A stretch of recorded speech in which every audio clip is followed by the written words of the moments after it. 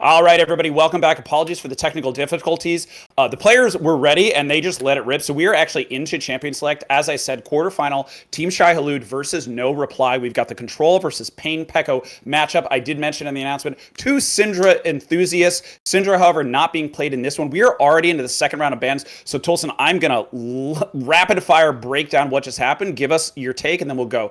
Syndra, Skarner, Draven off the table for No Reply, not able to pick those. Karthus, LeBlanc, Ari off the table for Team Shai Halud. Mord, Brandon, Lucian for picks for Shai Halud. Leona, Urgot, and Kaisa for No Reply. Last bans off the table. Belveth, Zach being nailed straight at Spurg, and then Galio and Hue probably towards Control. What you got for me? Well, I think first thing to notice is actually a question. Is this the first time Bush has gotten Leona this season? I Potentially. I know that it's been a targeted ban for him, pushing him onto the Nautilus. And that was a discussion that I had, I believe, with Lyle, where Lyle said, hey, if you're going to ban it, maybe double ban it, because Leona, Nautilus, there's not a huge delta there. But the Draven ban definitely seems to be a modern thing. As we see Sejuani actually being snagged for No Reply. Sejuani, a big pick for Teague in the win for Tasty Crab Legs. Trundle and Ziggs. Trundle, a common jungler for Coach as well. But we do know that he can flex top. However, with Mordekaiser, probably going to see Mordekaiser top with Trundle in the jungle. And its last pick, and I believe it's going to be counter pick. No, it's not, because we've got the Urgot snagged, unless it's going to be Urgot somewhere else. So I think it's actually going to be, what do we got? Mid lane. Yeah, mid lane. So it's going to be a Lux grab. Wow, interesting. So Ziggs versus Lux in this mid lane matchup that we had mentioned as one of our featured matchups, probably the featured matchup, just because of how even these players are. Yes, and it's actually quite interesting looking at this draft. I can't say I'm immediately confident with a gut feeling over who actually has a significantly stronger draft. I like giving Bush to Leona because I agree with what Lyle told you about how you might as well ban both or ban neither. Because frankly speaking, the Nautilus R, I think, is strong enough to be game warping on its own. Now, looking at the comps overall, it does look like the bot lane of Lucian and Brand, most likely, is going to have a lot more ability to shove and take prio over that bot lane. So we'll see if Bush is able to finally engage onto them, or if they're going to try to sit back and absorb the pressure. Yes, absolutely. And I was going to say, we are now into official Champion Select, folks. So the draft has already happened. We're just going to do the shiny version of it. So we've got a little bit more time. So feel free to kind of keep rocking on it. But now we get to kind of talk a little bit through what these bans were in a little bit more detail and kind of what they mean. So Karthus obviously aimed at Coach. We've got the Skarner pick. I believe Skarner's still a viable top laner, but also a little bit nasty in the jungle, just being able to kind of phase through. Draven directed at Jerks. We did see that as a starting point. So Draven Skarner, Syndra seems to be the ban set against No Reply. LeBlanc firmly aimed at Control. I don't think Control has ever gotten LeBlanc ever. And then Ari also aimed at Control, as the Mordekaiser is grabbed for Jazz. And you had mentioned top lane as a really interesting pick. Depending upon which Sir Aaron shows up, we got Mordekaiser versus Urgot. Now, and of course, one thing I mentioned was I said which jungler shows up top lane. Because sure. I do honestly believe still that both these players can be very coin flippy with depending on how they play lanes and their awareness of jungle pathing, as well as the win con of the overall game for their team when they sometimes choose to play for themselves. Now, Jazz has looked relatively strong in the Mordekaiser compared to his other picks, so it is comfort that he's gotten this. But Sir Aaron is on his own most played champion with Urgot. So I am really interested to see how it does, because I do believe he's going to attempt to put down the hammer on Jazz. And we'll see if Coach once again repeats what he did in their last series and really puts him far enough behind that Jazz is able to take over the lane. Well, that's going to be the interesting thing, because you've got Sejuani, who can really hard gank, right? She can hard farm, she can hard gank. She's got a lot of flexibility, great late game team fighting. On the other side, you've got Trundle. Trundle just wants to farm the crap out of the jungle. His early ganks really aren't that great, right? His goal is he wants to go find the other jungler and kick the crap out of them. So the ability for Coach to really take over the jungle, we might see some vertical jungling as well. That is going to be a key. And we'll have to see, kind of to your point, if Coach is going to prioritize that top side jungle to try to disrupt the Sejuani pathing and allow music to get ahead a little bit, excuse me, jazz to get ahead a little bit, or if it's going to be the Urgot and Sejuani show, because, Mordekaiser gets behind, Urgot gets ahead, that's going to be a rough lane for the Mordekaiser, who can still Q farm, but yeah. Also, let me interrupt for a second. I just need to point out, it looks like it is a Lucian mid. Yes, and that is a Ziggs great AC. call out. Yes. So that does changing. So now bot lane definitely will have a lot more prio over the Ziggs and Brand. Interesting. But, it's funny. We were actually talking about there was kind of a spicy conversation about with people with several strong opinions about double enchanter lanes. Well, folks, we're about to see a double enchanter lane in the first matchup, and I saw the Ziggs pick up for control, and it's like control can pretty much play everything, right? So I see control, I see Ziggs, I'm like, oh, okay, makes sense. The Lucian versus the Lux, that could be. Lux, it seems like it's a skill matchup. Break that mid lane matchup down for me, because I could definitely see the skill matchup for both sides. I could see Lux getting hammered early. I could also see Lux getting a couple of really early, chunks off of the Lucian. So break that one down for me, and then we'll kind of work our way down to this bot lane. Let me break down my thoughts on that matchup in 3 tiers. First of all, in terms of the 5v5 game, how these mid laners interact with it, one thing that does concern me when it comes to the side of TSH, I believe, yes, is they have no easy engage. They have no way to just say, we're going, which can also, and very little hard CC. I think the only hard CC on that team is Brandstun and Mordekaiser R, which isn't really what you want to see, in my opinion, especially in TCL games. Now, to the second level of this mid matchup is mid jungler. And Coach, we have seen, likes to be a lot more aggressive than other junglers in TCL and proactive in his own right. What Lucian does allow is the ability for faster rotations to match Coach on the plays he looks to make. Whereas Lux after 6 will be able to hit the prio in the mid lane with just the ult and clear it and move for objectives. Yeah. The third level of breaking it down in the 1v1 can be interesting. Lucian, the way he looks to play this lane is generally, and most players against Lux, look to play this lane away from the minions, which makes Lux make a choice between using her E to hit Lucian and try to force these PvP trades, or use her E to keep control of the minion wave and play the map the way she wants to. Mm-hmm. So it's really going to be up to Control to position himself in that way, and then up to Lux to choose whether she wants to try and put Lucian into more trades, which will be difficult for her early, or match the wave clear and move with her own jungler.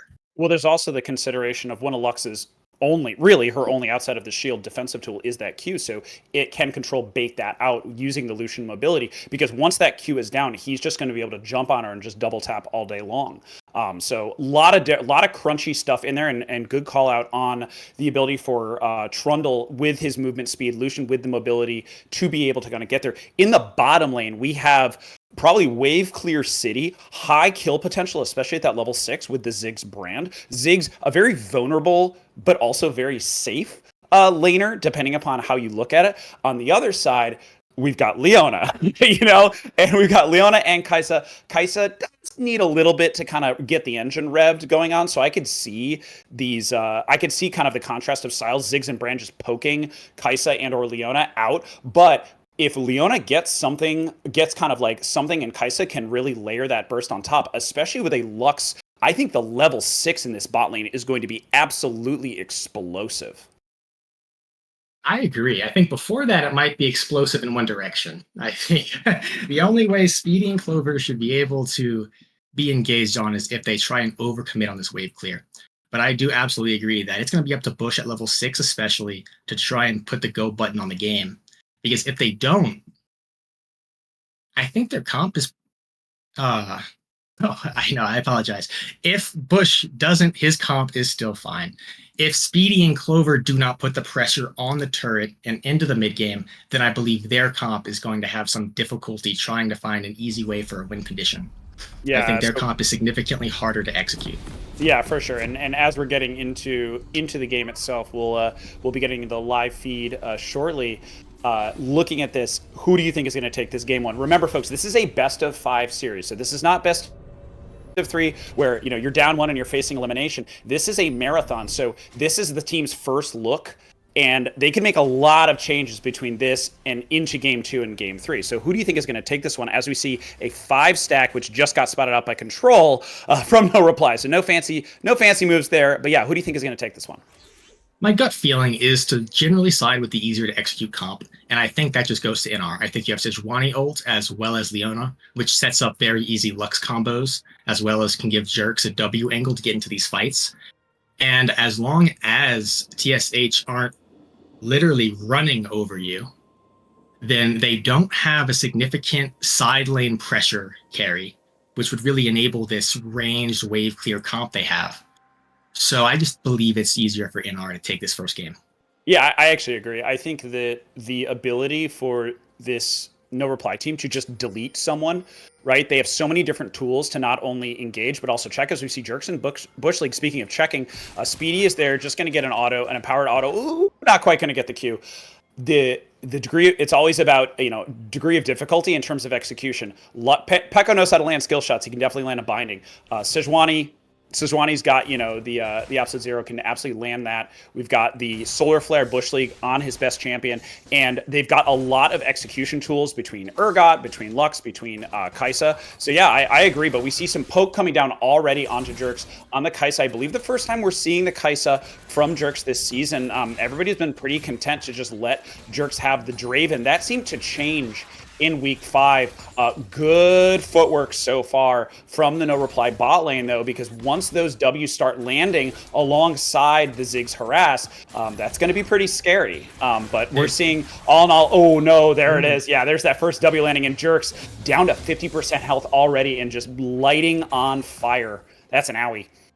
Yeah, it looks Jerks and Bush were trying to get the level 2 pressure so they could try and force level 2v1 or the level 2 versus level 1 before Speedy and Clover were really able to take over the lane with the wave clear. Unfortunately, they got tagged, and now it looks like it's working against them as Jerks just is really struggling to eat this poke coming out from the Ziggs and Bran. Yeah, it is. We do see a hover. Yeah, we do see a hover from the Sejuani. I'm not sure if it got spotted out. It looks like it did. Immediate flash from Clover, flashing over. We take the support flash instead of the AD flash. But speaking of things that you take support over AD, the health. And Jerks' flash chugging down his potion already, still 50% health. That is not the person you want to see at 50% health. Bush League wants to be taken out on, as we see some aggressive trading from Control. Sir Aaron actually getting pulled in. Coach is there. You had mentioned which jungler is going to be in the top side. Coach getting the slow burn down on this flash is not there from Sir Aaron. Sir Aaron potentially going for the greed. He's going to be able to get away, and Coach gets out with a sliver of health. Meanwhile, Control being chased into his own jungle between turrets. And he's going to try to push back, but he's going to get away. No problem. Did have to burn Flash and Cleanse off the Sejuani gank. So bot lane, mid lane pressure for the side of No Reply. On the top side, Coach forcing the Flash out, and Jazz having to recall and being able to just walk back in the lane. Sir Aaron opting to do so as well. So early in the game, not even 4 minutes yet. A lot of pressure, but still measured play and no deaths. This is definitely a little interesting at top lane. It isn't TP. Okay, it looks like Jazz is going to slow push the wave back. Yeah, it was a little unfortunate with the Trundle Pillar. He actually knocked him the wrong way. And with how long Sir Aaron held Flash, it probably would have resulted in the kill. But he gets out, he burns his Flash, and I'm sure Coach is going to look to repeat this after his next full clear. Yeah, that would absolutely. be my prediction. Yeah, a little shorted the pillar just a little bit. Could have potentially forced the flash immediately. If you want to be a little efficient, Jazz took Coach took a couple of tower hits he probably wouldn't have liked. But yeah, a little bit of a CS advantage already in that top side. And as you said, Coach probably going to look to repeat soon, especially with Jazz having the flash advantage. Looking across the board as we're kind of approaching the 5-minute mark, still a little bit early. In a lot of the regular season matches, we were seeing absolute bloodbaths at this point, but it is playoffs. People are really settled in. We see a nice slow push from Jazz trying to push Saran under turret, and it looks like, I'm assuming Jazz has a little bit of money to spend at this point because I think he just stayed. Yeah, he stayed in, got a bit of an advantage, and now he's going to go back and cash in on that advantage. Meanwhile, on the bot side, Jerks and Bush League continuing to be pushed under their turret, trying to withstand the onslaught. And something I didn't call out was just some of these keystones. So Speedy grabbing the first strike, get a little bit of extra chunk of change based on everything he's landing. Makes a lot of sense with the Ziggs being able to just sling spells from afar. Control, let's kind of go up and down, looking some pretty aggressive keystones in kind of the mid jungle top, and then the other side, Spurg looking for a little bit more of sustain, Pekka looking for the poke. So yeah, like talk me through kind of what we got, because it looks like we might have a little bit more time to actually do some analysis. I know, it's crazy. There hasn't been a kill. There hasn't been a kill in 5 minutes. I don't know if we're still watching the same TCL, but we do see Sejuani starting to come in for this bot lane gank, so maybe it'll change now. Yeah, absolutely. Flash coming in from Bush League is able to lock down Clover. Clover, remember, does not have his flash yet. There's the first blood for the bot lane. And just as we said it, maybe a little bit of a caster curse. Maybe just looking at the timers. Great timing from Spurg. Meanwhile, Sir Aaron starting to be more aggressive in the top side, but a big fadeaway bonk from Jazz, able to turn it around. So just a slugfest in that top side. The CS has evened up, but with a big wave heading Jazz's way, if he can make these pickups, he's going to be a good situation. Flash out from Jazz, but the immediate execute from Sir Aaron, oh boy, that is not what they were expecting on the side of Shai Halud. And Sir Aaron early flex despite being the summoner spell down, forcing the flash and getting the execute anyway.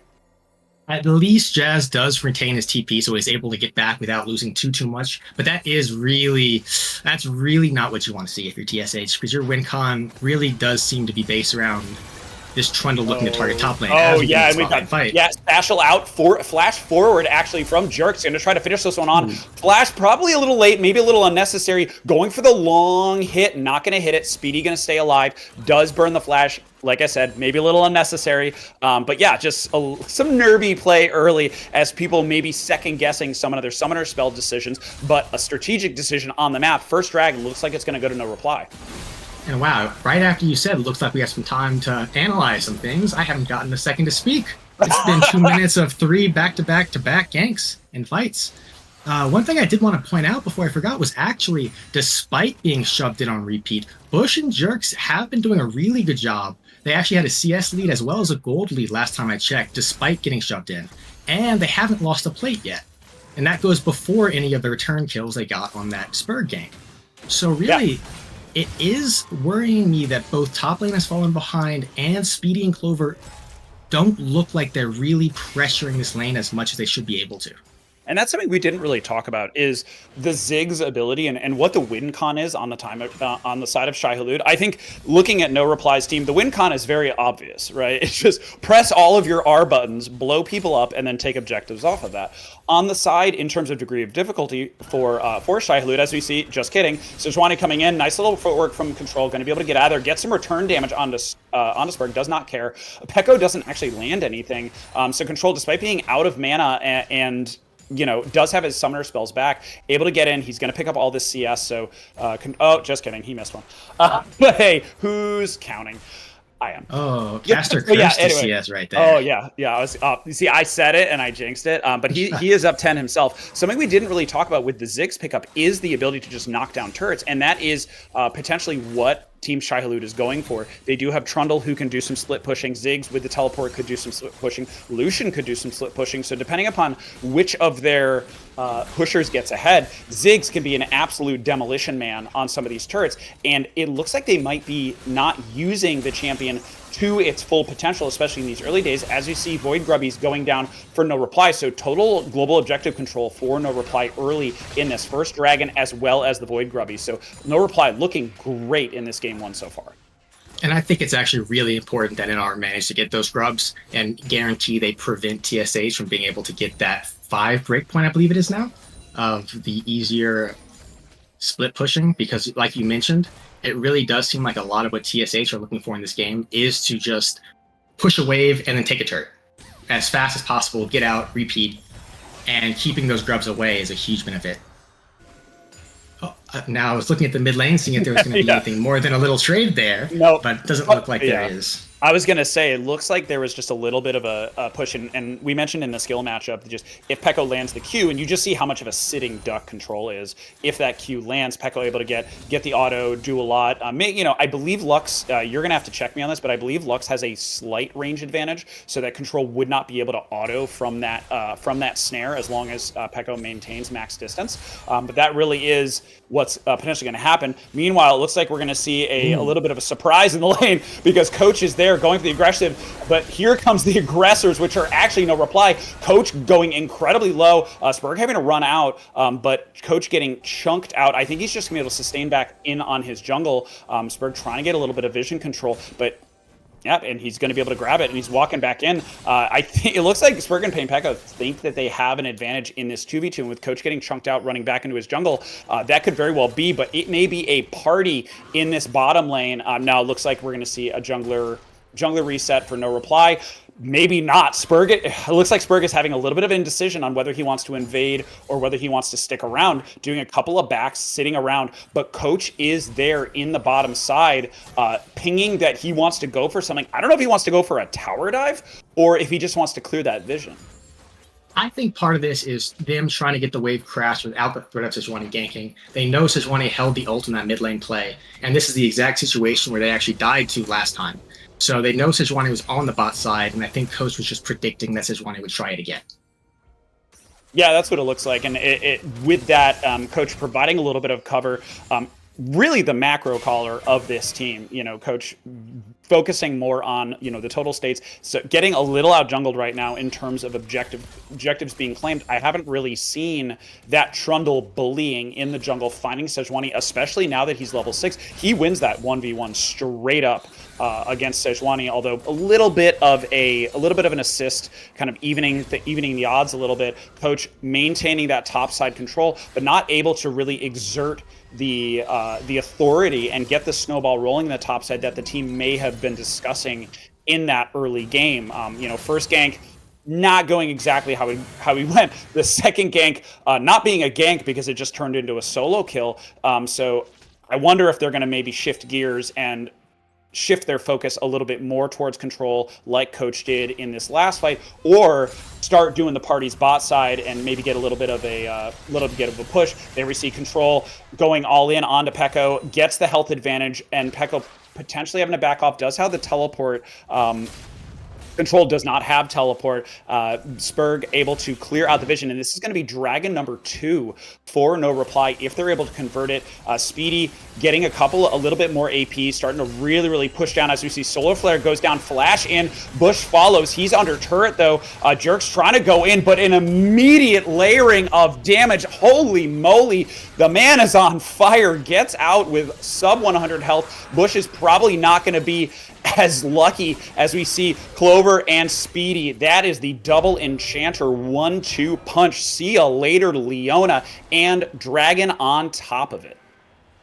And that's just a poor decision coming out from the bot lane. I'm not going to sugarcoat it with anything else. Your jungler is on Dragon. You're able to have Pryos pushing in.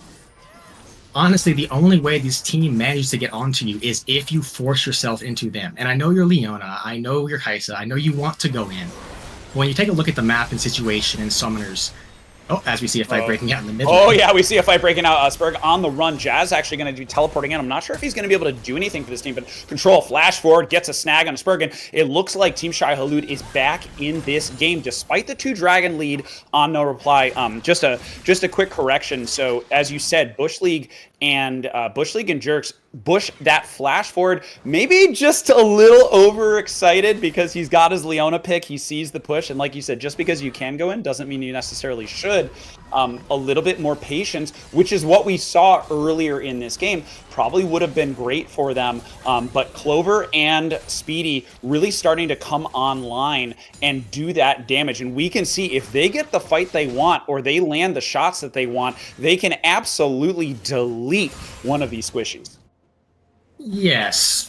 I'll hesitate to say get the shots they want and coming online proactively when I attribute that so far to really Bush and Jerk's only mistake in the lane so far by kind of just not giving Speedy and Clover the fight they wanted, but forcing Speedy and Clover to take the fight Speedy and Clover wanted.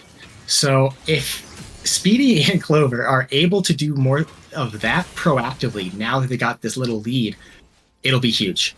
If they can't, then I think we just go back into a little bit of a handshake state of a bot lane that it was before. Yeah, and that's not necessarily... There is scaling potential. We hadn't really talked about the scaling potential on both of these sides. Kaisa can really get going into the late game.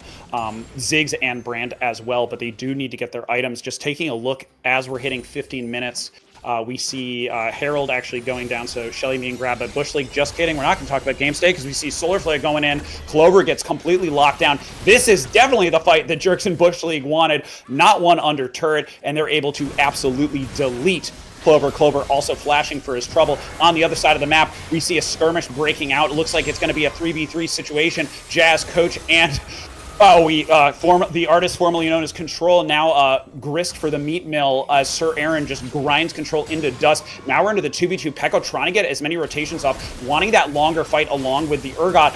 Coach just getting deleted himself, ground down as well. Man, these longer fights trying to be in favor of the team Shai Halud, but No Reply says, nope, we've got a little bit of a lead and we're going to take it. So 2 for 1 in favor of them. Now, I don't think I actually saw who ended up getting the grubs there. Was that? It was actually Rift Herald, and Spurg was able to get it. If you look at the trinkets. Yes, yeah. It's after 15. I did. Yeah, so they did get so they got the Herald and they won the fight. So that's pretty solid. And those longer fights outside, despite Sir Aaron going down, those longer fights looking great, and them able to get a kill under Control, which is always a nice thing. Yes, killing Control is often one of the biggest troubles when it comes to playing against Control. And so managing to get these kills is going to be helpful, of course. Now, we can finally take a step back and look at that bot lane play, because I want to point out that is exactly what I want to see when it comes to Leona and Kai'Sa trying to take over this lane. You don't have to over-force it by spamming all of your abilities out. You get yourself into a good position, let the enemy team play into that position, and then you manage to turn it around and take the kill. As we see the Speedy and Clover bot lane taking first turret with that Ziggs prior, however. Yeah, that's what we were talking about, where the Ziggs ability, I think it's at 25%, he can just execute the turret, and so it's just he's able to just drop it so much faster, and that really is what Team Shai Halud is going to want to do. Their skirmish potential is huge. Thank you very much. Their skirmish potential is huge, but in these longer fights where Peko and Sir Aaron are going to be able to get some more rotations off, that is a very dangerous situation for Shai Halud. So they want to start stretching the map as we see a pull in from Spurg able to dash out immediately. We're starting to approach. Next dragon is going to be up shortly. So this is going to be sole point for No Reply if they look for it. But looking at the vision state, much better positioning for Shai Halud, and it looks like they're definitely ready for this one as we see fight breaking out into the jungle. 4v4 right now. Kai'Sa actually backing, so not there. So a 5v4 situation. Oh boy, yeah, Jerks might be smacking his forehead a little bit because his team is not in a good situation, and this Team Shai Halud squad can poke you to death. That is nasty. Now, as you said, not a huge engage tool. Now Jerks has joined the fight, but able to get a little bit of poke.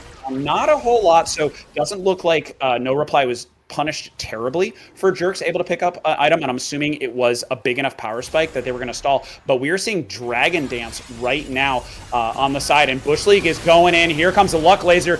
Wow, Clover going low, going down. Sir Aaron getting credit for the kill. We're seeing a little bit of a chunkage. There goes the Meat Grinder. Double kill for Sir Aaron. He goes down, but it's 2 for 1. He's happy with that KDA, and No Reply is steamrolling this fight. Great double binding from Peko. Control goes down, and this is going to be clean up city. One more binding. See you later. Double dragon for No Reply, and that's going to be sole point for them. And there we go. That's the problem with the comp of TSH that I pointed out earlier. The fact is they can get these positions, they can have this poke, but at the end of the day, they don't have a way to force a fight into their favor and end up just sitting there until Bush and until Spurg are able to find the exact fight they want. All it takes is one of those skill shots hitting, and then you have Peko with the Lux ult and Jerks following up, and it just falls apart for your comp if you're not able to buy that time and get that poke. Now, they still had Herald, interestingly, on the side of NR, and I was thinking I would have liked to see them put that Herald mid while they were kind of dancing over that dragon. Because if they could just force TSH into a position where TSH have to try something, then NR basically have the exact spot and exact control they're looking for to win this game. Yeah, and as you said, Team Shai Halud does not have an engage tool. They have great poke tools, they have great clear tools, they have great push tools. They do not have team fight tools. So in one of those fights, I'm not sure if a Dragon Dance is something that they want, right? Do they really want that, or do they want to be trying to apply, as you said, like some side lane pressure and try to split the focus? But with No Reply owning this Herald, they don't really have those options. And if we're looking at the 20-minute mark, 2,000 gold, soul point. I didn't get a chance to look real quick. I'm gonna go check my little spectator to see what the actual soul is. It is gonna be a speed soul, so it's not terribly great, although I will say for a team that wants to engage, a little bit of movement speed, especially for a Leona or a Sejuani, is fantastic, as we see Shelly being dropped into the mid lane. Like you said, it's fine, but it's not exactly doing what they would have liked. But mid-outer is going to go down, and it looks like, wow, Pekko is going to take Speedy along for the ride. I did not see if Shelly landed. Where did Jerks go? Oh, wait, what? Did Jerks just do a long roundabout on that? Oh man, someone please clip that or in the spectator, because that was hilarious. I think Jerks missed the turret and just kept going the long way around. But all told, 2-for-1 actually in favor of Team Shai Halud, and mid-outer keeps going. Wait, what? I want to make sure I didn't miss that.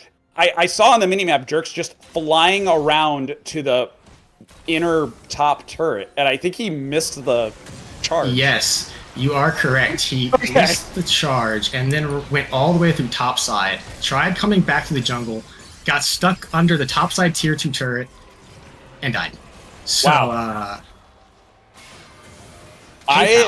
I have never. That's a first for me. I don't know if you've ever seen that before, but that was wild. I have both seen it missed as well as missed it myself. So. Oh, okay. Well, but did you take the scenic route? I was gonna say, did you take the scenic route when you did it? As we see, the Lux laser being used defensively, kiting back. This team can kite back like whoa, but they can also engage. There goes the Sejuani. Sir Aaron able to knock out Speedy. And this team, super duper squishy. The one non-squisher, Jazz, is going low himself, does able to pop the shield. But the rest of the team, rotations all day. Spell rotations and skill rotations. The flip, the kill, Jazz is down. So an attempted Baron goes absolutely awful for Team Shai Halud, and No Reply back in the driver's seat.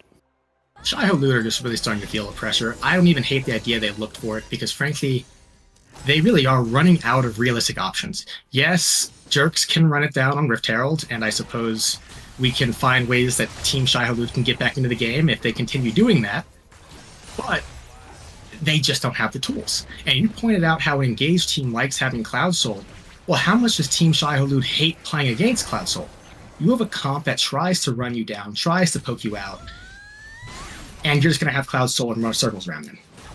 So it's really difficult for Team Shai Halud to find an option, and at this point, anytime they get a window to attempt anything, I believe they're going to take it. Yeah, and this is also a best-of-5 series, so you also have to ask yourself in terms of your mental gas tank, right? Your mental, emotional gas tank. In this game one, right, at what point do we understand this? By the way, just to be clear, this game is still very, very close, right? This is, as we saw with No Reply, one small mental mistake could absolutely flip the game. And something that Team Shai Halud does have going for them is they have insane wave clear. They have a ton of push. They have insane wave clear. They can take down structures. They're just not playing that way. They're opting into a lot of these team fights and a lot of these skirmishes, which honestly may be their natural style. But right now, it looks like they're going to try to... No, they're not even going to try to spread it out. Someone needs to be matching the Urgot. It looks like they're all out of sorts. Clover's caught out. He's probably going to die here. And they've got these low mobility champions that are super duper squishy, like the Brand, like the Ziggs. And something like that with Clover, now they really can't do anything. As we see, oh no, another lockdown. Look how long they can actually lock Jazz down. Jazz having to pop Death Realm just to get out of that laser. Trying to kill Pekko, but Pekko just kiting him away. He's gone. 2-0. No Reply. Continuing to push, and this has got to be Soul. There's no way that Shai Halud can win this outside of a Giga Steal. And you mentioned that they want to try and spread out and take turrets and clear waves. Yes, theoretically. realistically, the we are second living they in see theory you, land. well, the second NR sees anyone from TSH show on this map, they're just going to press R and dive you. You don't have the tools, you don't have enough disengage, you don't have the damage, and you don't have the engage. So really, they're stuck in a situation trying to group, trying to keep waves cleared, but always at risk of ever stepping up past their turrets. Yeah, for sure. 25 minutes in, 4,000 gold lead on the side of No Reply, looking incredibly strong. Really tight team comp. You mentioned degree of difficulty a little bit lower in terms of I press my buttons, you die. But playing it incredibly well, landing their skill shots, controlling their global objectives, and they are already setting up for vision control on this side. Bush League and Spurg doing the buddy system. Clover is there as well. Rest of the team slowly moving their way in. It looks like, yeah, No Reply has the movement advantage, rotational advantage. Sir Aaron there making sure that they secure Scuttle. And now they are just doing the slow walk in. I believe, yeah, Coach was able to secure that, so good for him. Bandit on a bullet wound, though, as No Reply goes for this Baron. Contesting this Baron should be, I don't want to say impossible, because nothing's ever impossible, but it really should be something that requires NR to mess now as we see the fight starting. Yeah, fight starting up. Bush League diving into the back. Clover going low, going down immediately. Sir Aaron flying in to secure that kill. Speedy trying to get his satchel off, but just getting absolutely locked down. I'm going to need a timer on how long this No Reply squad can lock someone down, because they are just holding someone in place so that their carries can punch them. Control doing his best to do some fancy shenanigans, but it looks like it's actually going to be a Quadra. Gonna be a Quadra, gonna be an ace, definitely gonna be a Baron for No Reply. Looking real good, and Jerks not on his beloved Draven. Still pumping out the deeps. Frankly, I think this is such an amazing Kai'Sa game. Whenever you get Kai'Sa, you must be feeling good here. You have the front line, the enemy team doesn't have anything to lock you down on the Kai'Sa, and you get the free mobility, the free ulting, and you just get to look like the main character. This is what every ADC player dreams of when they're running it down. Oh yeah, it's the dream. I was going to say, oh my god, a pentakill, but it's like, they're literally just pressing their buttons, and all he has to do is orb walk. You know, he's just kind of rolling in and doing his thing. We also wanted to give a shout out to his build, making sure that he can withstand the poke. He did grab the Wit's End. He's got Wit's End, and then also grab the Ginsu's as well. So he's got some pretty solid melt and a little bit of MR on top of it. So making sure that he's, you know, taking care of himself, making sure he doesn't get popped, because that's really the only danger. Is maybe Lucian could in and burst him, but Lucian can go in and burst anybody. The ability for Ziggs and Brand, which he saw firsthand in that lane, make sure he doesn't get exploded. I did want to give a quick shout out to chat, being like, yeah, there's a lot of tankiness on this team. There's not a whole lot of damage right now on the side of Shai Halud. They need damage if they want to do something like this. And so looking forward to game 2, because this is an 8,000 gold lead, and unless Shai Halud pulls out something wild and wacky, I would be absolutely shocked if No Reply throws this. I've seen some pretty awesome throws. I don't know if this is going to be one of them, because they are on one at this point. Spurg taking a little bit of damage, getting locked low. He is going to go down. Jerk's going low, and they are on the run, but another just one QE combo gets them down to half health. And so, yes, they are able to stop. They are able to get the smite off the map. But this is still a Baron power play. And Jazz is trying to split push. But the rest of No Reply just does not care. They're going to keep walking, and they know what that poke looks like. And it looks like Kai'Sa is going to back off and try to stop the push, while the rest of the team just hard harasses this inhibitor turret, looking to break the base. And there it is. There's no way for Team Shai Halud to chase these folks down, especially with that Wind Soul. Yeah, this is the impact of the Cloud Soul. I was going to say at the end of the last little fight they had there, even with Spurg being caught, is you can do all this work, but at the end of the day, NR can just walk away. And with Jazz going down, luckily he'll be back up in time before any Elder. But it is just a very tough spot to be in. Yeah. Whew. Yeah. You just see, I mean, that's Jerks against Jazz. That's just a wallet throw at that point. 10-1-4. Just really showing off on that Kai'Sa. His team is definitely making it really easy for him, so I gotta call that out. But No Reply looking like the stronger unit right now. Well, I definitely want to point out that I think that last little part we saw with the fight bot lane and the split push top is what TSH had in mind with this draft. They wanted this wave clear in a relatively balanced state to keep NR off of them while allowing Music to get ahead with Kosh in the top lane and put the pressure on them. That said, obviously the top lane did not go the way they wanted, and I don't think Mordekaiser is a champion you want to have to force that on. So it looks very awkward now, but I believe that was the best glance at what TSH were really hoping for this game as we go into this fight. Yeah, in the bottom side, Solar Flare not able to hit anybody directly. Coach trying to face block as much as he can and start just causing absolute mayhem in the backline. He's actually going to try to solo Speedy at this point. Jerks is there trying to get the knockoff.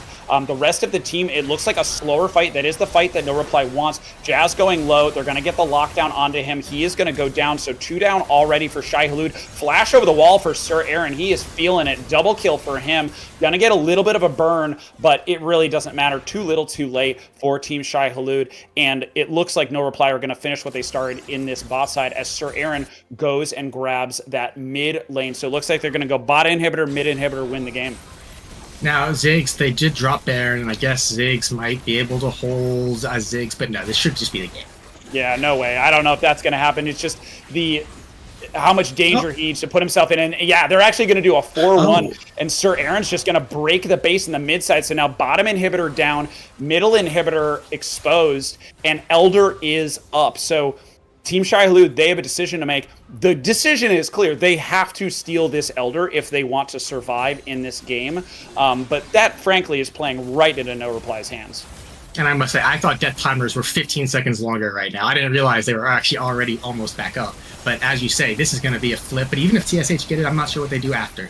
But let's see if NR are able to close it out here. Yeah, Coach is just trying to walk in at this point. He's going to die. So Smite is down. So the ability to Smite off the table, the flash in, the secure. Oh, nice. All right, I'll give Control a shout out. He's able to do that. But the rest of the team is there. They're pressing their buttons, and see you later, Control. Killing spree for Sir Aaron. We had said before, let's see which top laner shows up. Clearly, Sir Aaron is showing up in this game 1. Feeling good. Rest of the team just clean up city. So as they continue their victory lap in this game 1, nobody saw that. What do you think? What do you think the adjustments Team Shai Halud are going to need to make? Because this is just going to be a walk-in for No Reply as we're going in. They got the supers, middle inhibitors down. We got the disrespect back, and they're just going to finish this one off. I think TSH are in an interesting position for Game 2. And by interesting, I should probably say frustrating and difficult. Because I'm not sure. Obviously, this comp needs to be reworked from the ground up, in my opinion. I think it's a decent idea, but I don't think you have the players or the gameplay style that make this type of comp really work. Yep, and we see the last stand on the Nexus. It's not going to be anywhere close to enough as No Reply, an emphatic first punch to the jaw against Shai Halud in this best-of-5 marathon. Oh, wow. Yep, so I would like to say that was very even, well-fought, well-balanced, but unfortunately,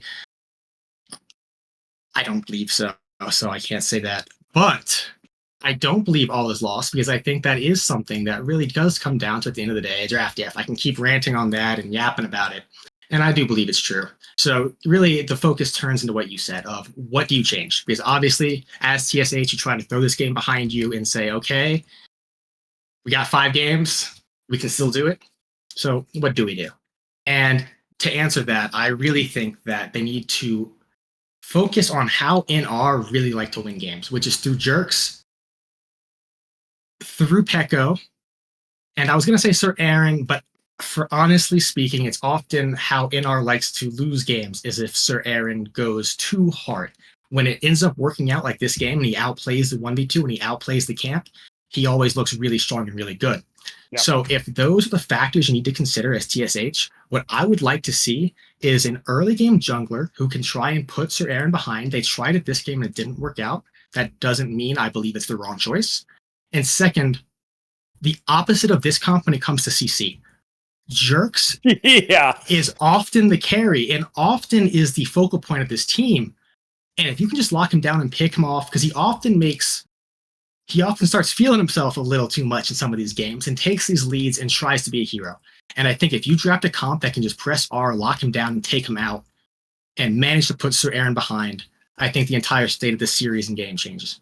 Yeah, absolutely. I could not agree more. And there is definitely a CC deficit on the side of Team Shai Halud that they need to overcome. The game of League of Legends is way too mobile, right? There's so much mobility in this game from every single champion at this point that if you cannot lock someone down and punch them in the face, you are going to have a very, very bad time. No Reply having the time of their lives in this game, and we'll have to see if Shai Halud can even things up and make this a best of three, or if No Reply is going to keep the hype train rolling, folks. Don't go anywhere. We'll be right back.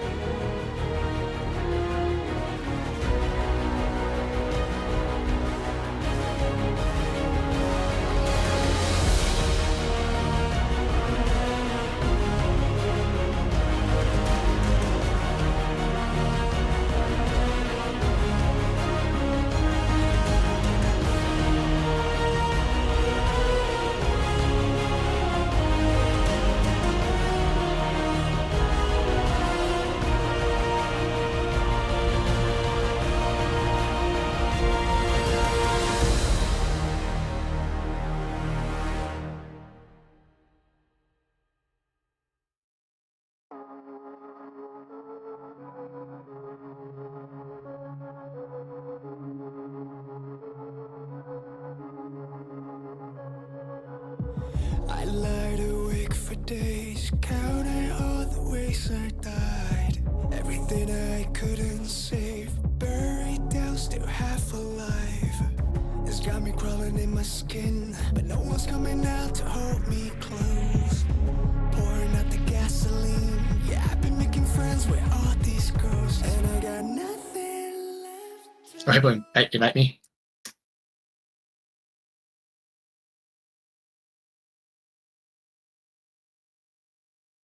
Game 2 of Team Shai Halud versus No Reply, who honestly cannot wait to get Game 2 underway because they already started drafting while we were on a break. So we'll catch you up as we do.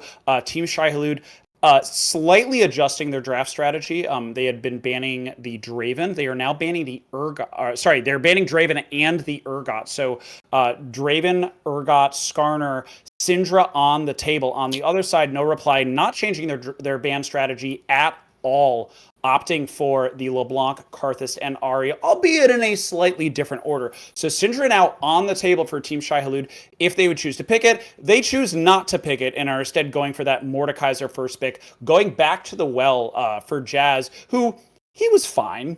I don't know if he was necessarily the problem. The lack of CC was definitely a problem. But we'll have to see as the Kale is being hovered for no reply. Maybe, I don't know, but probably gonna be a Leona. Yeah, so it looks like they're just going to let Bush run back the Leona pick. Unfortunately, I think picking Mordekaiser is theoretically the wrong choice. Practically, it is a champion Music's looked the most comfortable on, and he's had his highest highs on. So unfortunately, I think picking it is correct, and it is up to TSH to find a better draft around the Mordekaiser rather than changing it. But we'll see what NR look to go with pairing with the Leona this time around. Yeah, for sure. And for those of you that are also joining us that are not as familiar with Pro Draft is it can be a double-edged sword. On the one hand, you don't have to worry about whether you own a champion or not, because when you go into Champion Select, you just pick your champion. On the other side, it does take a little bit of the drama out because we don't get the music and all that stuff. But all that said, love it or hate it, this is what we're doing. Aatrox actually the pick for no reply. So Sir Aaron grabbing something brand new, and we see Alistar Ashe very quick locked in for Team Shai Halud. So a different look in that bot lane than what we saw with the double enchanter. Probably saying, hey, yeah, we tried the double enchanter, it didn't necessarily work. You wanted CC, you wanted to engage. You got it, Tolson. This is yes, I think this is already a lot better than what they had the first time around. Alistar both offering CC as well as disengage, helping peel the Leona off of the instant engage, as well as the Ashe, which of course always lets you kite things out. The issue will be if Leona can just press R and get ahead enough that you can just blow up Ashe. But hopefully that's why you dropped Alistar. Yeah, that is Alistar, both able to be the engage and the security detail, making sure that the Ashe stays alive. Alistar, one of my personal favorite supports. He's just cool to watch. He does a lot of stuff, and he can make some serious plays. Zach being snagged for no reply. Another engage jungler, Forsberg, known as Zach's one of his better champions historically. Hui being knocked to the table. Samira, that is a really interesting ban against the Jerks. I believe Jerks has been practicing a lot of Samira, and I could see Samira being a problem against the Ashe, but I just don't know if no reply would let Jerks play Samira, because that's a really high risk, high reward champion. Although I guess so is Draven. Frank, especially in this comp, no, I think the Samira ban is incredibly unnecessary unless you really don't trust yourselves. Like, I don't have a way to say that other than saying don't trust yourselves, because when you're having an Alistar, Mordekaiser, and their comp already has a ton of just a ton of dive engage, frankly, Samira's not the champ I would be looking at all if I were NR. Now we see the Tristana be hovered. Yep, okay. The Tristana gets locked, so it's going to be a Tristana in the bot lane for Jerks. Then looks like now theoretically Tristana mid is pretty S tier. That's fair. That's fair. It is very S tier right now. But it's very. If they did that, they would need to do. It'd be no reply during the double enchanter bot lane because they've got the Aatrox and the Tristana. So where's the magic damage coming from? Amumu's being hovered. That's a coach special. Once again, they clearly took the notes. They took their medicine game one and they said, yeah, let's get some more CC, some engage, as well as reduce the degree of difficulty. Ali, his headbutt pulverized has become easier, but he's still a little bit tricky to pilot. Amumu is not. Amumu is a very straightforward champion. You can flash ult, you can Q ult, and there's the Cassio, so we got the control deeps. This is looking like a much more TSH team comp. I'm liking it. It looks good. I also love Speedy on Ashe. Looking forward to seeing some of those arrows and then control kind of rolling in and cleaning up. Now, I would like to point out before this game begins, I really do hope Speedy's Ashe build is a little bit more kosher is the word than last time. The IE first item Ash is not what you like to look for, as we see this last pick Kale being locked in. Ooh, okay. Okay. All right. So we're gonna go into actual champion select. So we will talk a little bit more about it. Oh, actually, just kidding. This just in. So you know how we were like, hey, pro drafts is great because you can pick the champion that you may not own. Well, that was supposed to be a Victor. So don't worry, folks. Well, actually, I'm sad because I wanted to see a Kale, but that is going to be a Victor, not a Kale. Probably It's just a definitely a bug. much better pick. Victor Yeah, is definitely for much sure. better. and it's much more of a Pekko champ. Kale, yeah, Kale mid. I cannot think of that being really a thing unless he was running Aatrox mid. Maybe that seems a little bit wild for a game 2 when they're probably going to want to, just do something a little bit less wild. We are ready. We are into Champion Select. And yeah, we are going to see a Victor Cassio champ. So both of those champions able to scale pretty well. Cassio, I would argue, a little bit more dangerous in that mid lane, especially if some of the skill shots are able to be landed. But Victor, if Cassio is handled, can really push her in and just be an absolute menace. Another note, that Zac Victor combo is terrifying for a mid lane Cassio. So I'm assuming that control may go teleport, but I can see double sums just considering how valuable Ghost is for her. But we'll have to see. Yep. Now, I'm looking at these comps now, and I like TSHs a lot more than last time. This Amumu pick does have me. I don't want to say it's bad. I don't want to say it's good. It has me questioning some things because I do not believe Amumu has the early game jungle priority and the early game pressure that I think Coach would really like to look for when putting his pressure on the map, especially when you already grabbed this Alistar. But it's coherent, it's easy, and it obviously has the potential to be incredibly strong for these wombo combo team fights. So in no way am I attempting to diss it, so to speak, only saying that it is probably my focal point for this game, seeing the impact it can have early in the game. Yeah, for sure. I'm looking at the Aatrox pick because that's a new one, and Aatrox is just one of those champions that you gotta land your skill shots if you want to be good. I know his hitboxes are very generous. He has been adjusted slightly in recent patches, but looking at the comp, like you said, a lot easier to execute on the side of Team Shai Halud. And when you have tournament nerves, it's a best of 5. You want to do something that you're a little bit more straightforward. I'll call it out again. The speedy arrows really are going to be a huge factor in this lane. Ash gonna be pushed in early by this Tristana lane, so we're gonna have to see. Yeah, Tristana Leona, that is a terrifying lane, especially they're level 2. They could all in and pop her very, very quickly. That said, Alistar also has the ability to cancel the Leona E, so there's a huge skill match component with the Ali versus the Leona. So across the board, a lot of really fun stuff that we could see, but my eyes really are squarely on the mid lane, seeing if Control can get Cassiopeia going. Cassiopeia, one of my personal favorite champions, and when she is played well, she is really fun to watch, really fun to cast, and can pump out insane damage, especially later in the game. Agreed.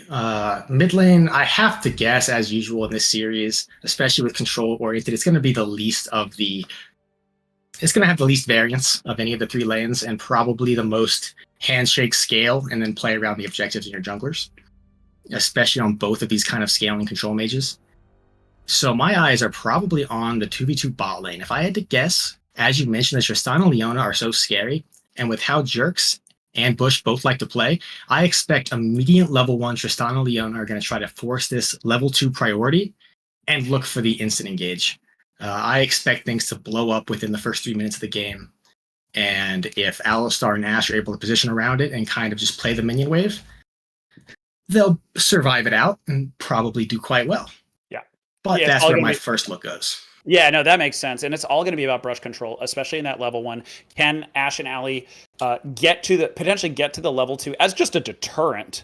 And then what happens during that level 2? If they survive it, I'm looking level 6, right? Because that when the Ash Arrow hits, being able to lock down, will Coach come down as well? Because Ash Arrow plus a Mumu, that's a pretty brain dead kill on the Tristana or even on the Leona if they can make it happen. On the top side, I'm looking level 9, right? Aatrox, that magic level 9 where he can really kind of flip things versus can Jazz try to bully him out early, sidestep one or two of those Qs and get moving? Or is Zach just going to live in that top lane, get Aatrox moving? I don't think so. So it's going to be about, in the early game, like you said, bot lane fireworks, and then where's the jungle pressure going to go post level 6? Because definitely going to be a party in the bot lane to start. Now, Aatrox does beat Mordekaiser. I'm unsure of just how horrible after the Aatrox changes that reoriented him into more of a bruiser rather than this lethality build he's been going for a long time. But it is still a hard-winning lane, and we know Sir Aaron likes to be aggressive and proactive. So I do believe that's going to blow up significantly before level 9, because what I see happening is him going for these skills on Mordekaiser, and the question is going to be whether or not Coach is in the area to respond. Yeah, no, that makes a ton of sense because if, don't get me wrong, yes, Aatrox does scale, but yeah, if you land your Q combo early, those are gigantic chunks. And I don't care how many Mordekaiser bonks you land, those are going to hurt. Exactly, and especially just comparing playstyles as well as champions and what we've seen, because we've seen a lot of Jazz on board, and he very often likes to play this less proactive, less aggressive, less risky style. So I assume to see him shoved in, and it's going to be on Sir Aaron whether or not he can either outplay the 1v2, on Coach whether he's going to give him the 1v1 against top lane, or if he's going to move over to Jazz, or if Sir Aaron's going to be unable to handle the pressure and die several times. Yeah, for sure. Well, we're into the final loading screen. Who's going to take this game too? Oh gosh, I actually am not sure yet. You're not sure? I'm not. I want to give it to NR. I still think they have. I think they have the momentum, but I don't think this is anywhere near as one-sided as the first game. And I really could see it blowing up either way.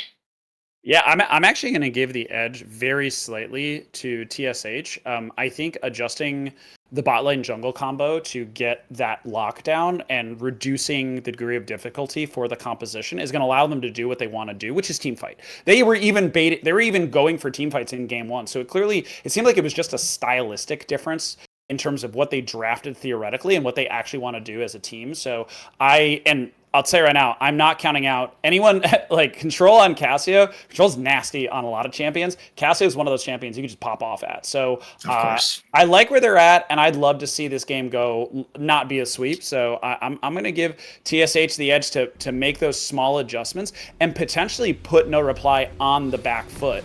Because, after such a dominating game 1, if they're able to if TSH is able to win, even just win game 2 and say, hey, we got a series, time to do a best of 3, that can be where the mental and emotional energy rationing and or management can come into play. So that's a huge thing. So yeah, I'm gonna, let's see. We'll just have to see who takes it. But yeah, I think No Reply's definitely got a strong case to go 2-0, but I'm gonna give it to TSH as we see a stack in the bottom side jungle for TSH. I can definitely see what you're saying as well, especially getting into Little Stream and being able to take a look at the comps again. I could absolutely see this going very well for TSH. Now, one thing I know we didn't touch on was the potential for this Tristana W buffer. It does give her an option if she's quick enough on the Ashe ult, that it will make it very difficult to catch her out because she can always buffer the ult out and make it impossible for Alistar to follow up. Yep. No, that's absolutely true. That said, if Alistar is... as we see 5 point on the side of No Reply, just taking it easy. If the Alistar is the one that does the initiation, which is so scary, that ain't going to happen. Because of and I believe, you're going to have to correct me if I'm wrong, it's like a there's a one frame window to buffer headbutt before the pull, unless it's an auto hit. I remember, I'm a boomer, so I remember when you had to hit both of them, and it was kind of a frame perfect piece, but there was a very slight knockback before you hit the pulverize. I don't know if that's still the case, if there even is an opportunity to input buffer off of the headbutt pulverize, as we see Sir Aaron being aggro, as you mentioned, with the first with the Q1 and 2. Jerks in Bush League, yeah, they're just going to be chilling and just trying to be aggressive. But an early volley, and a couple of hits. Interesting play from them, and it looks like Speedy and Clover actually now having the brush control that they were looking for. I'm actually really confused by that because I saw the ping coming out level 1 from assumably Jerks or Bush League saying, don't leash the jungler, get into lane, get the Bush Cryo. But then level Speedy 2 and Clover were allowed to walk up, auto the wave, get everything they wanted. And they won the level 2 race. There's nothing they can do now. Level his E either. I could tell Jerks didn't get the bomb explosion on his CS. Sometimes Tristana's do that to make it easier to CS, yes. But if you're going to skip the leash and try to play for this level 1 prior, this level 1 aggression, it just really confuses me why it seems that they didn't attempt to do it. And now, yes, as you're saying, they lost level 2 advantage and they're going to get shoved in. Yeah, well, yeah, they immediately lost it. But that was, oh man, that's so unfortunate for no reply. And that's what you're saying, right? This is a best of 5. You gotta maintain your level of play. You can't say, hey, we played a great game 1, the series is over. Absolutely not. You know, I've seen plenty of O2 reverse sweeps to to say that the team, especially, I gotta give Coach a shout out. Coach is one of those players who's like, he just wants to win, and he's just going to do everything in his power, not just in terms of his individual play, but making sure that his team is in the state that they need to be in to win the game, or to come back, or to make adjustments. And that can be a huge difference in a long series like this, having that really positive mental and just kind of locking down and just focusing on doing your job. And I think you're exactly right. And on the topic, Coach, it looks like we're about to hit that first little mark, I think. As we see Sir Aaron keep posturing aggressively, he's looking for those trades. He does have Spurg. I think they're going to look for the 2v2 here. And we'll see if anything breaks out or if Coach Amumu is really just going to keep up the farm. Yeah, it looks like as we're zooming out, hey, big shout out to Hippo on the production side as Coach sweeps. We got a mummy and a science experiment just slapping each other, and we got the snake coming in, and someone can make a joke about that. So here we go. This is actually going to be a very weird pincer 2v2. Zach passive immediately popped. Sir Aaron is incredibly low. He's going to back off. It looks like Sir Aaron and Jazz were fighting. That's going to be a pull-in and immediate first blood for control. Passive is popped, but Spurg actually surviving and reviving and flipping this around. So a 2-for-1 in favor of no reply. First blood going to control, but they didn't finish off the Zac, and they paid for it big time. And this right here, that fight is exactly why I was questioning the Amumu pick, why I wasn't a fan. Because you were in a situation that, let me be clear, that was only close because Sir Aaron didn't move down to help with the prio he had. He elected to go for this 1v1 and make it close. But Amumu doesn't have that early game strength that really would have punished that mistake and probably gone 2-for-0 in that initial start of the engaging fight. Interesting. So, Tolson, we got a lane swap.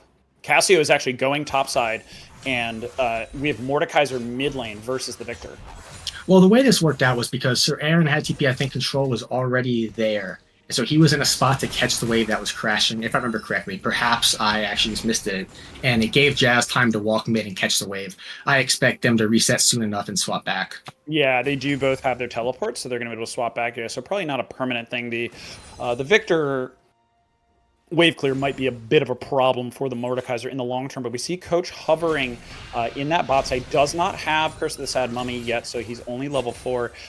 He only has the assist to the kill and the assist from Spurg. As we see teleport going down, engage goes in. Coach is there in the brush, so it's going to be a counter engage, but he only has the one piece. But the Zac able to conk the heads together, knock one out, and it's going to be a second one. Passive though is down, so it's going to be a 1-for-1 right now as we see control flashing in, I believe off of a teleport. Yes, it was. And so Bush League is going to go down as well. Speedy getting credit for the kill. So a great counter gank turnaround, solid communication, and a well-timed teleport for control, who is now walking back into that mid lane and doing the kind of lane reset as you had mentioned. Yeah, and so that was really well played and well countered, and this is where you do love to see TSH's comp. They did think about exactly the same things we were seeing and are really punishing them on the re-engage. If NR want to force these fights and engage it, they're going to say, okay, we're going to pick Ashe and Alistar and run you down after. Oh, no, that was such a clutch vacuum gravity well. And they're able to get a 1-for-1, and Clover's just going to walk away. So well played by Clover to make sure that the kill was secured, but a really, really nasty gravity well in outside of vision, catching both of them, Control being locked up, dying. But heads up play by Clover, looking really good on this alley. Coach is there as well, but yeah, I'm pretty sure Zach and Leona win this one. Yeah, I don't believe either of those duos really have the damage to make anything come of that other than 30 seconds of you commentating how they're fighting it.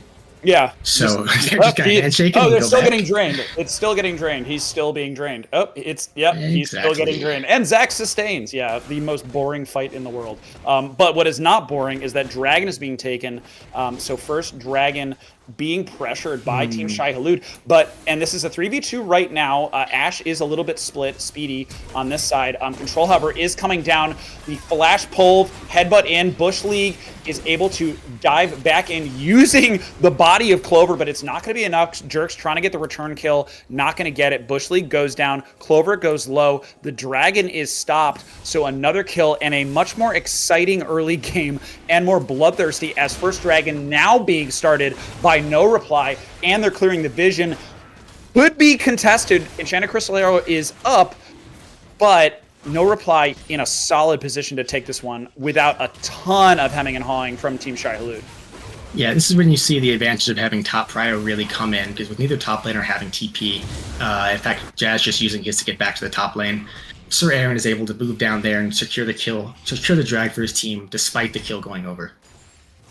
Yeah, well played by him, able to come down and apply the pressure that he needs to. A proxy farm now from Jazz, trying to get more than just the one plate that he got. But as we're approaching the 9-minute mark, gold is fairly even across the board. And I'm trying to look for any major adjustments as we see another gank. Spurg just absolutely everywhere. He is definitely pitching a tent in this mid side, trying to make sure that this Cassio stays behind. 3-1 Victor. Pekka looking real good going into these mid-game skirmishes. As we're looking at the gold differential, a little bit of a gold differential on the jungler for No Reply.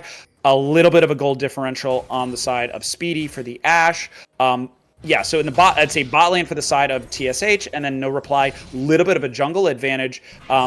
Outside of that, though, we're still very much in this one. Pre-10 minutes, haven't seen a major fight. Couple skirmishes, but that first big team fight, definitely right around the corner.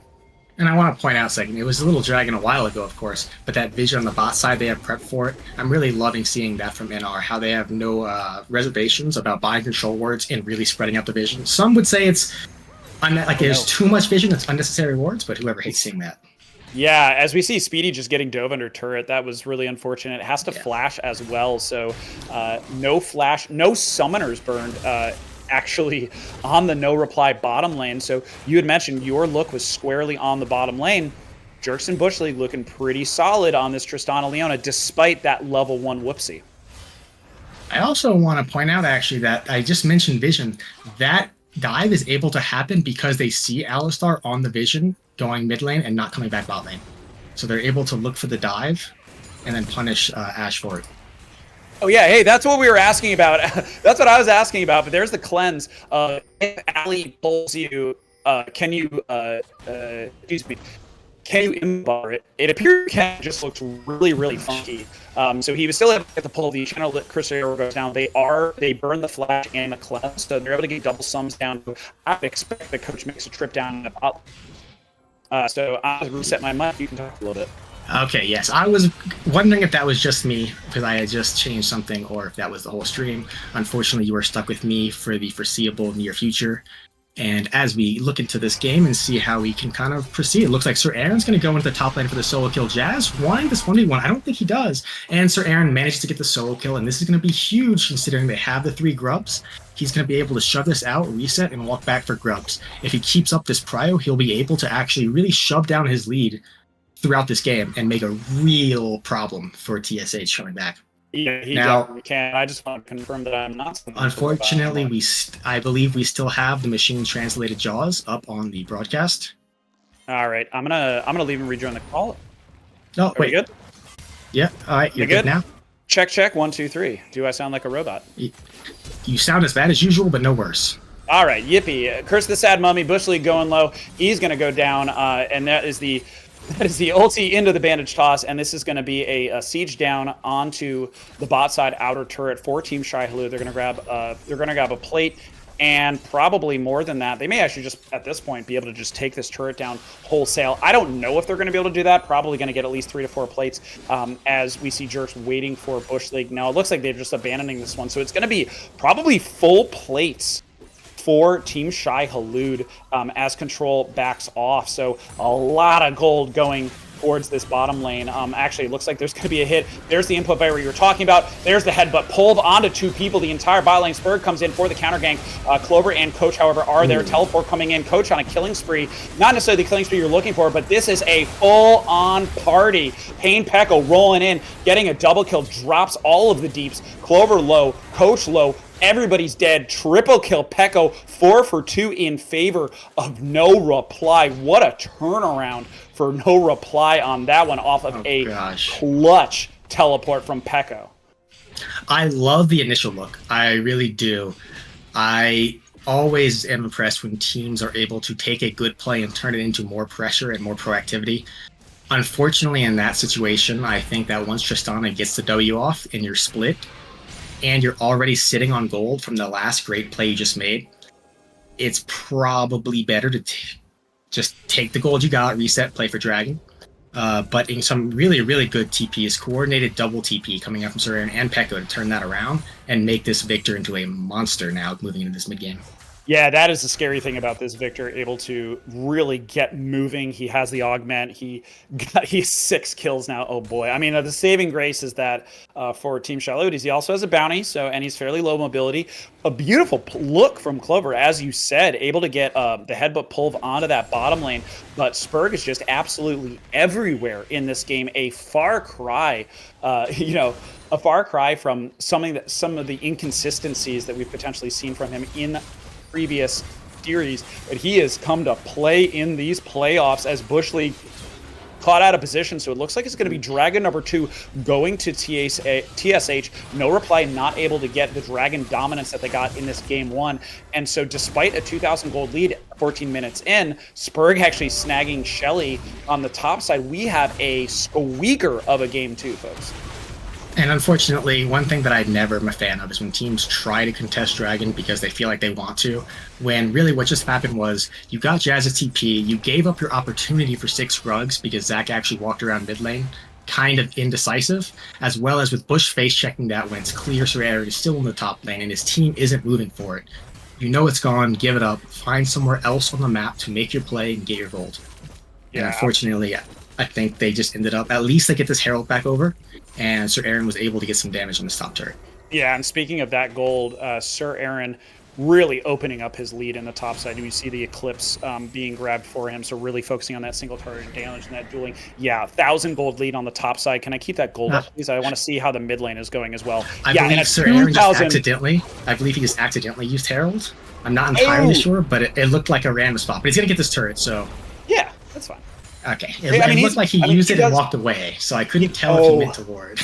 Yeah, I mean, potentially not, and that's a good point that he. I mean, they do want to accelerate the game state at this point, but yeah, just looking at the gold, we can go back to items now. 2,000 gold lead for Pekko now. That is absolutely massive off of that triple kill team fight, and I'd said before, Pekko on Syndra, just absolutely god tier, and the question mark was, what else has he got? The answer is he's got Victor. So, can't go wrong with that guy. He's doing great. Yeah, he's got the Augment. He's got the Leandries. On the other side, we've got Control, first major item finished as well. Well on his way to his second one. Looks like this tower may go down. We didn't mention the tower take potential, especially with the Tristana. This team, if they win a team fight, can burn down towers, can No Reply. On the other side, okay, they're not necessarily going to be blasting structures. Global objectives, however, with that Cassio, yes sirree. So it's definitely going to be global objectives versus towers as we see a skirmish coming down. It's going to be a 3v4, soon to be a 4v4. They really want this bottom outer turret. So bottom outer is going to go down. Flash out for Spurg. Are they going to fight? Are they going to stay? Teleport says, let's go. 5v4, come on. Here comes Coach dropping in, trying to help, but Sir Aaron is there and just lighting people up. Peko kiting back. 1 down for TSH, 2 down for no reply. Jazz going down. Speedy is free swinging. Spurg trying to slow things down, but Speedy is still alive somehow. And the carries with the late arrow. Carry central for Speedy and Control. 4 for 2 in favor of Team Shai Halud and that bot outer turret for their troubles. And I was watching that Ash arrow cooldown. So luckily, it wasn't one of those moments for anyone who might have been like, did he not use it the entire fight? No, it had just come up. Now, Control did hold his ult for a really good final move of that fight to save Speedy's life. But ultimately, yeah, it's just another way of showing that this TSH comp is able to punish any proactive play that this Leona or Zac try and make if it's not instantly successful. Yeah. Because I actually think that started in a way that looked very good for NR. Clover and Speedy had been splitting up. They kind of got onto Speedy. They had the wave at the turret.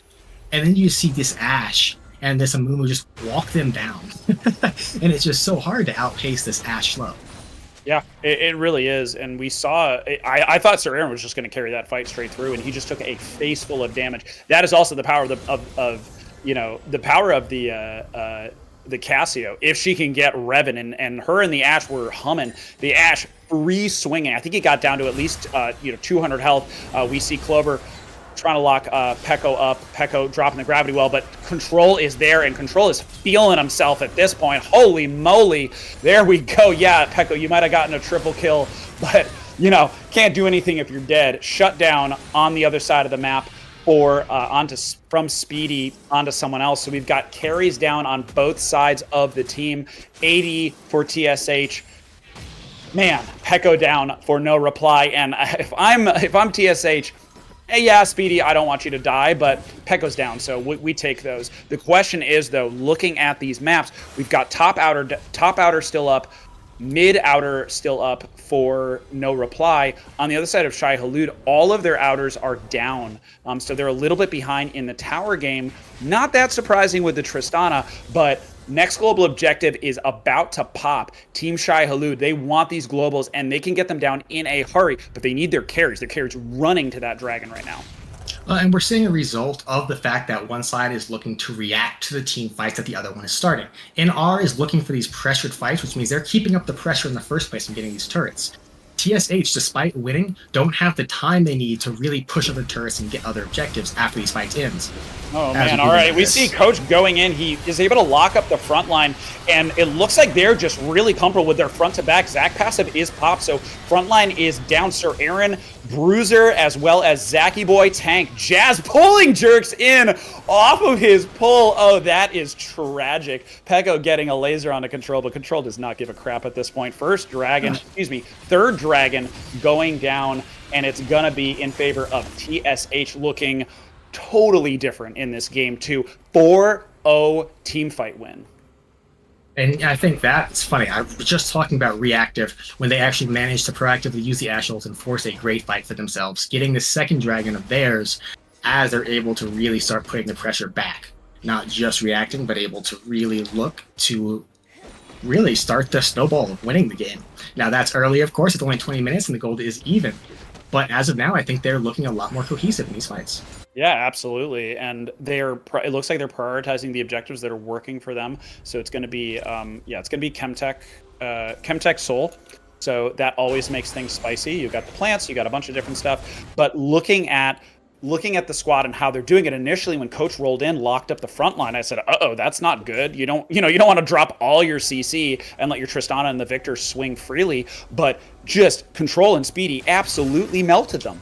It was so fast. So they are rocking. Speedy, we haven't really talked as much about Speedy in terms of, farm, but he has quietly built himself a 7-3 and 7 score line. He's got 2 items. He's grabbed a Bork, so he clearly knows what he understands his assignment, which is burn down these health-heavy squishies and go from there, because I want to call out, we've got a damaged Zac right now. So all health, no resists. Talk to me about that. Well, I'm going to call that out, Tolson, and I'm just going to stop. Discuss. you know, because I don't know.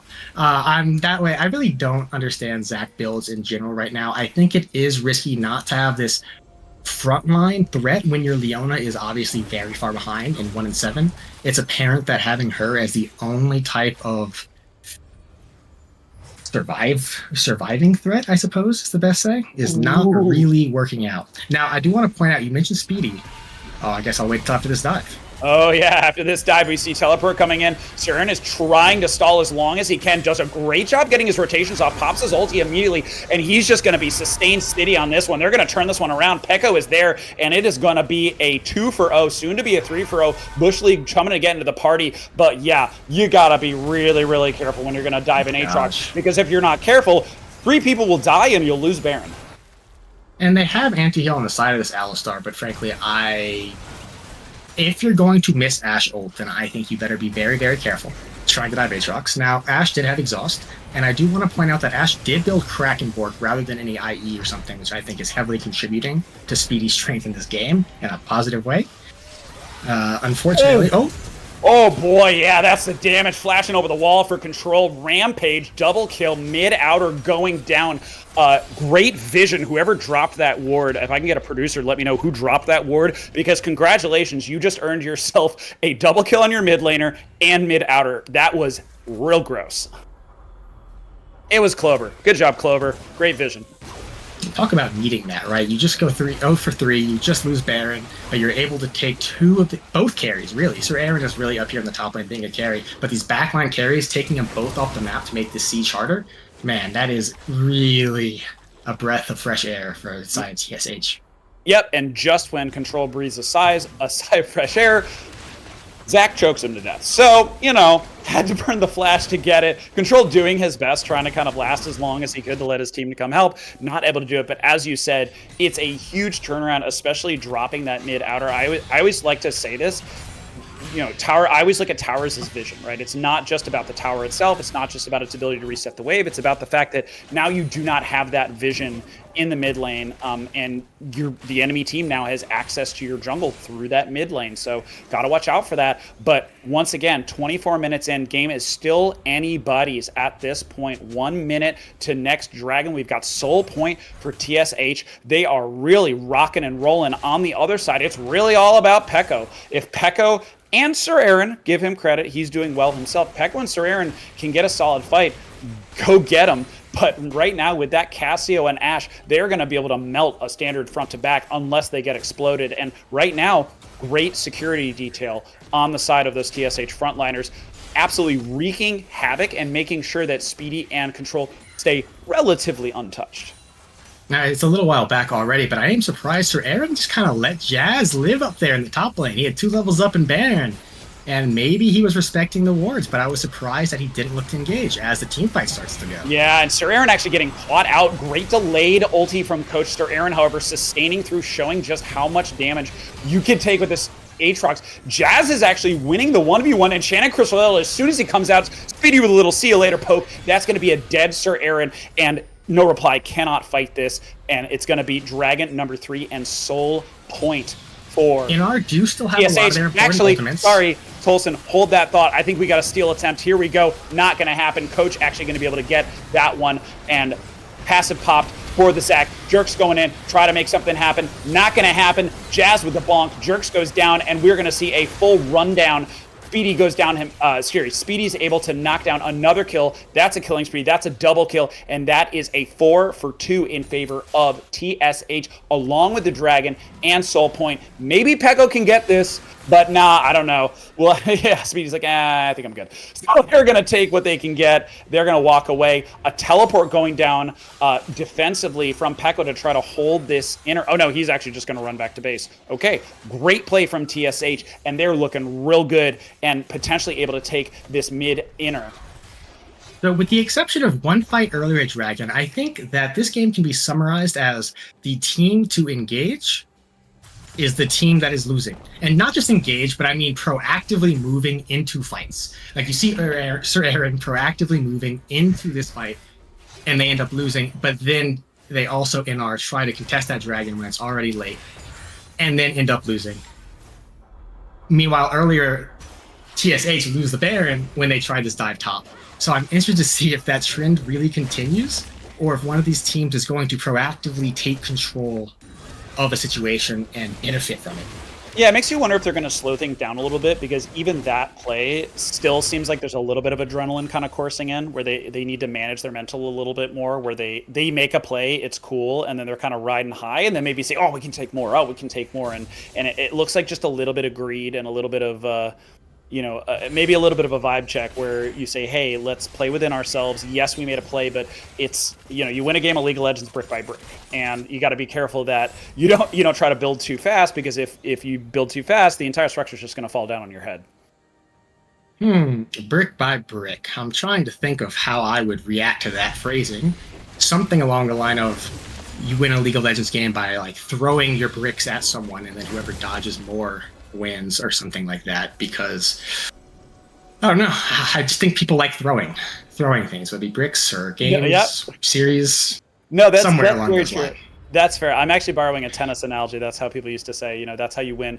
You win a tennis match, right? Point by point. And so I always see that as very true. The one thing that points don't really factor in terms of individual points, is the snowball effect, right? Where, what we don't say is, hey, maybe you get to hire more people once you get more resources. As we see Death Realm being popped, Sir Aaron actually happy to be in the Death Realm with Jazz, just beating the crap out of him at this point. Pops his shield, kills him in a 1v1 in the Death Realm. Oh, that is just tragic. But yeah, something that the brick by brick analogy is that, when you get more gold, you can maybe hire some more people, or you can get some more equipment and do it faster. So yeah, that being said, you can absolutely throw.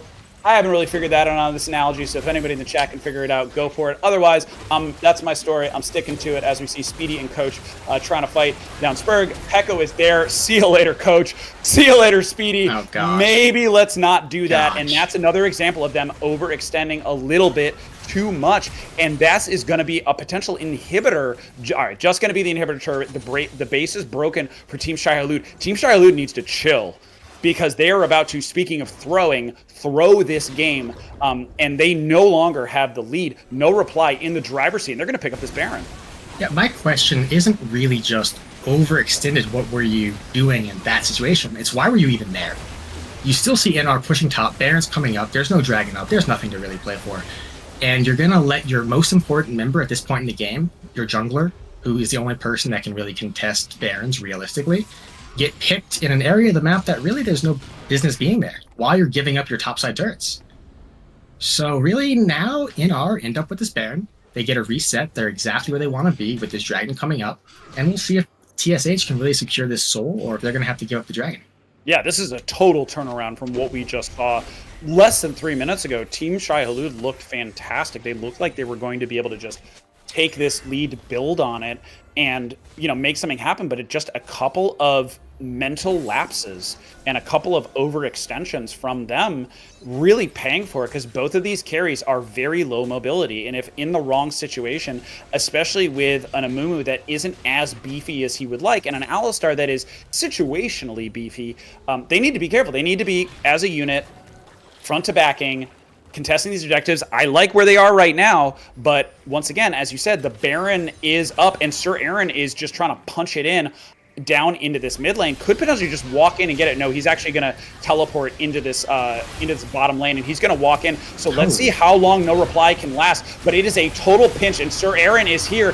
Speedy going down immediately on the flank from Sir Aaron. Heads up play from him. Oh my god, this could be the game. This is going to be a 2-0 sweep for no reply on the back of a couple of mental mistakes. This is a double kill for Jerks.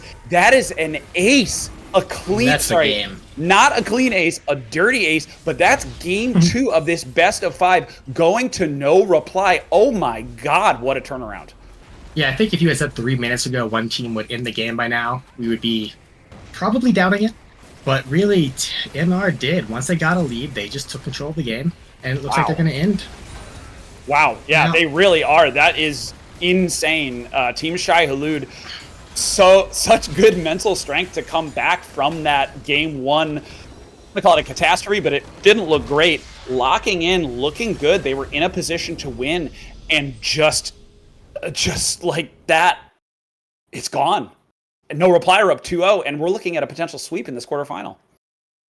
Wow, I didn't even really consider that in the fact that we're near the sweep. I guess I'm still looking at this game by game, but hearing you say that really does put things in context. And now, whereas in the first game, you're thinking, okay, let's make some adjustments. It was kind of an uneven draft. What do we do?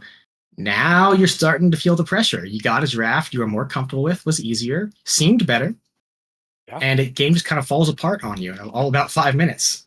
Yeah, that is just devastating to come back from. If you are Team Shai Halud, we're gonna have to see how strong their mental really is. They are facing the privilege of a reverse sweep or a sweep in our first playoff match, our only quarterfinal of this season 8 Tilt Champions League. Don't go anywhere, folks. We'll have to see if No Reply can slam the door in their faces, or if Team Shai Halud is going to dig deep and make this a very, very late night. Don't go anywhere.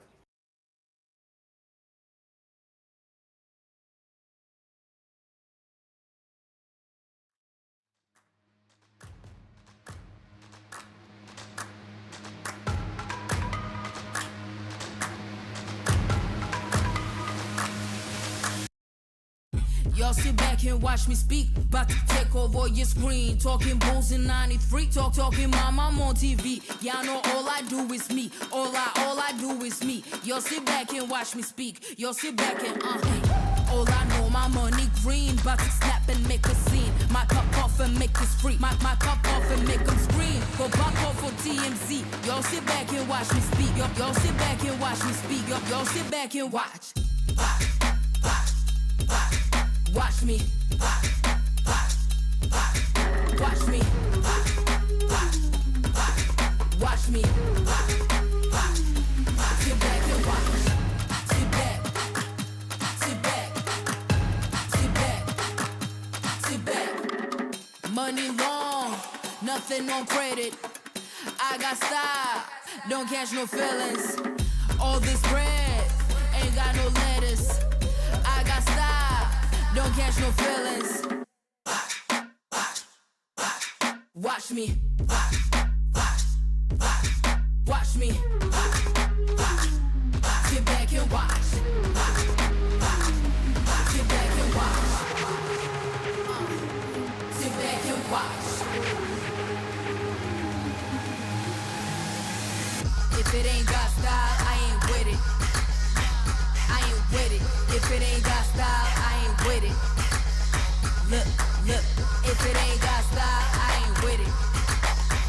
I ain't with it. If it ain't got style, I ain't with it. Look,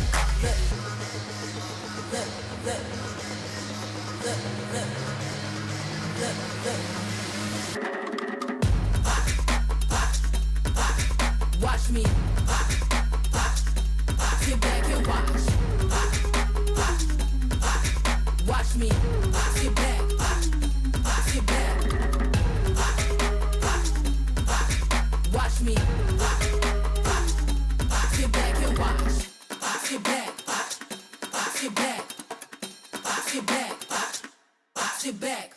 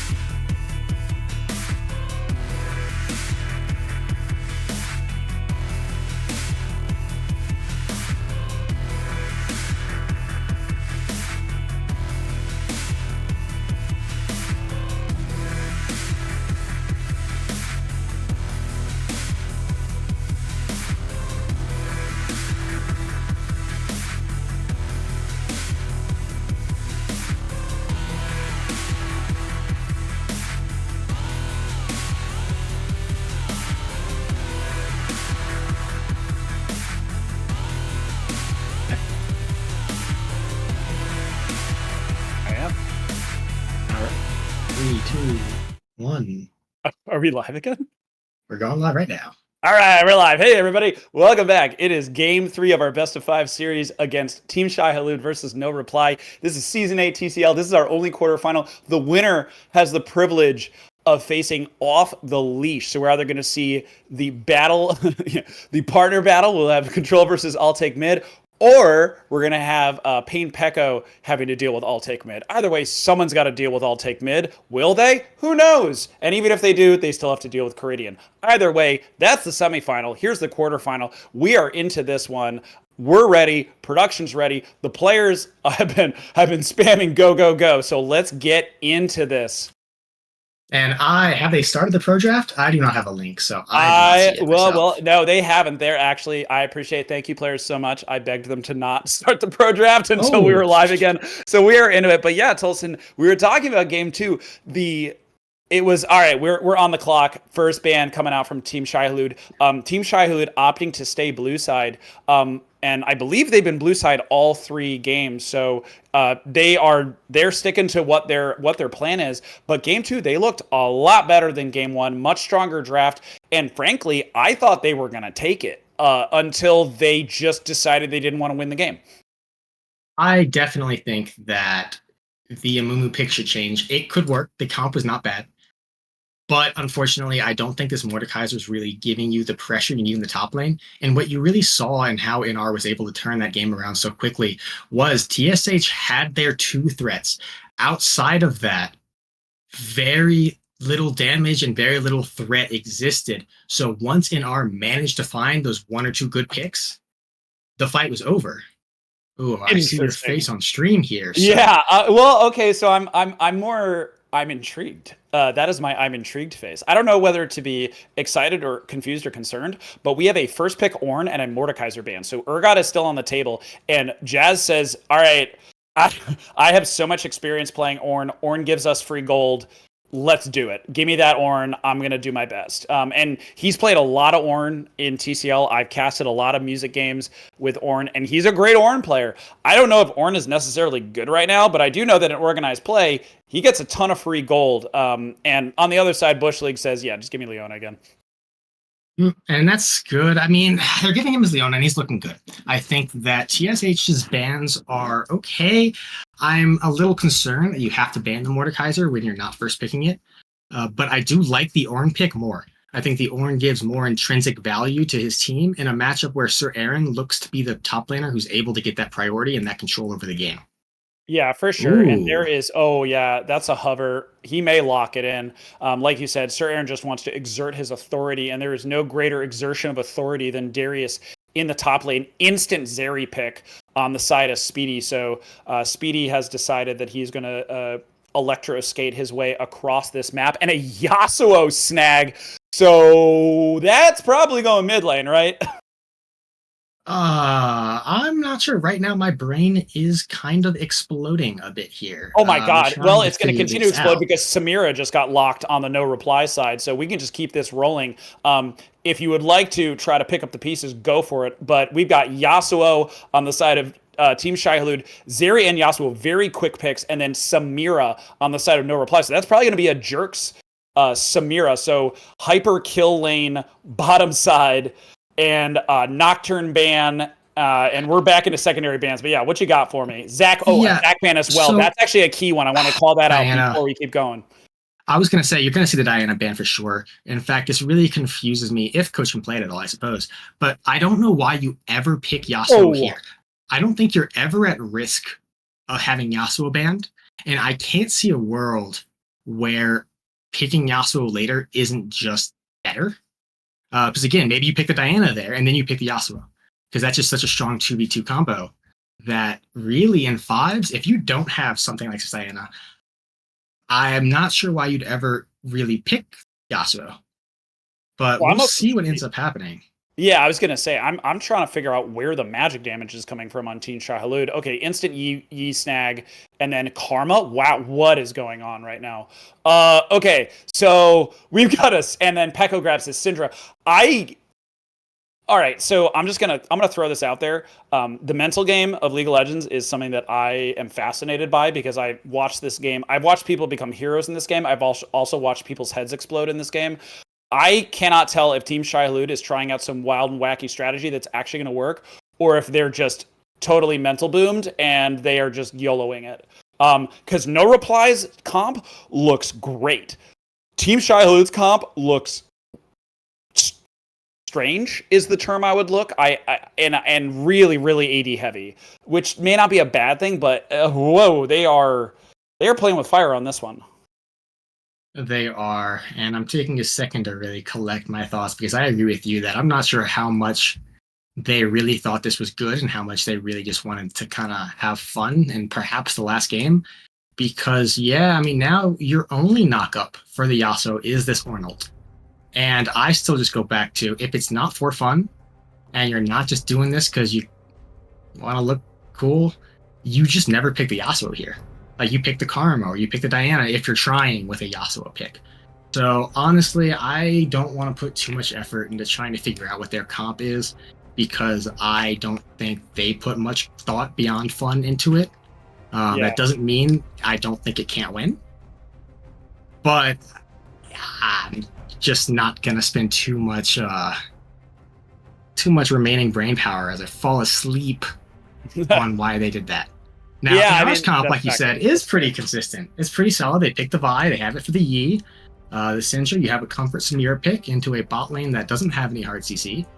In fact, there's very little hard CC on this entire team to stop the Samira. So I'm with you that I think just across the board in ours draft is just better. Yeah, and it looks like Team Shai Halud, like I said, it may be a mental boom, right? The pressure of playoffs. It may be they're like, yeah, we're getting clobbered and we're good. Let's have some fun. Or maybe they've got something cooking up. But yeah, the lack of hard CC, which is such a required ingredient in so many modern League of Legends teams, it just ain't there. And Ornn in particular, especially because he's going into the top lane, he's not going to be with the team as often. So they're going to have to rely on Yasuo Tornado and the double reset with a guaranteed Vi ult plus Solar Flare, because Vi can ult Solar Flare on top. Syndra hit, that's a guaranteed reset, and you got two people that benefit from it. Man, No Reply's really, really scary here. I think the only thing that I can think of is they're like, hey, let's try that split push thing again and try to split the team up. But if, I don't know, because this team they don't have wave clear for it this time. The way that comp works is you have to have enough wave clear. Hold that thought. I think it's a Karma top. Which I actually was thinking about that in the pro draft, but I guess I didn't really get over the Ornn. Because I do think he would probably lose quite hard. I'm wondering if that was an audible cold. Maybe, but it's definitely a Jazz has run Karma top, and I was asking, where's their AP damage? Well, it's there. It's not a massive amount of AP. What it does though is it plays. Okay, this is a little different where I'm like, I don't hate it because Ornn, Clover on Ornn feels a lot better than Jazz on Ornn, because then at least the CC is going to stay with the team. But like you said, there's not a ton of guaranteed knockups. I think you get a little baby knockup when you boop someone with the Ornn, so maybe that'll work. But on the other side, this No Reply team is terrifying, like absolutely terrifying. And I do want to point out that with TSH is I'm not actually that concerned about. I never was that concerned about the physical damage here. Yi deals a significant amount of true damage. Zeri does a significant amount of magic damage. Ornn does as well for the damage he does. And of course, we're going to have a Karma. My problem with the Ornn support is heavily. You're picking Yi, and based on how Coach has played Yi in the past, he likes to do the safe scaling where I'm going to get level 16 in items and be the god Yi. But now your Ornn is going to be at such an XP deficit that it's going to be very hard for him to ever upgrade enough of your teammates' items to really get the full value of the pick. So it does concern me, but at the same time, I just kind of want to default to, is it really worth putting too much effort into figuring it out, the thought behind the draft? That is totally valid. However, that is our burden to bear, is to try to make sense from what may appear to be the senseless. That said, Mastery is one of Coach's highest win rate champions. It's a very comfortable pick for him.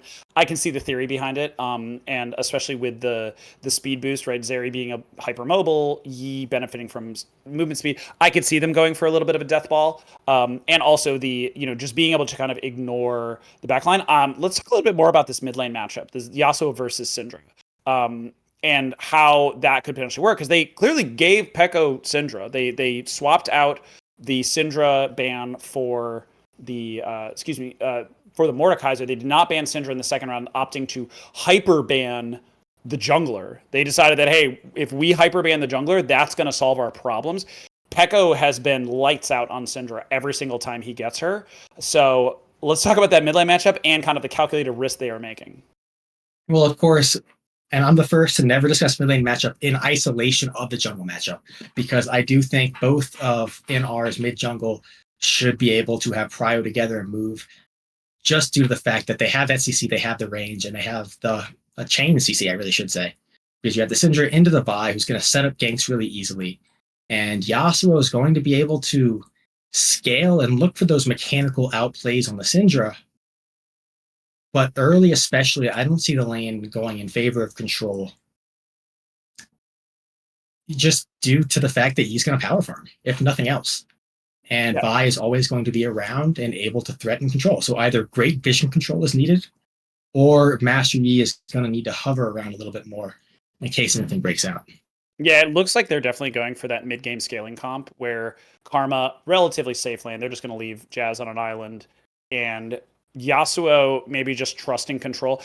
Something we didn't really talk about is that Yasuo, I'm looking if there's any other major things that Yasuo can ignore. He can't ignore Syndra Burst, and that was actually something that we saw, I believe, in their in No Replies series versus Tasty Crab Legs.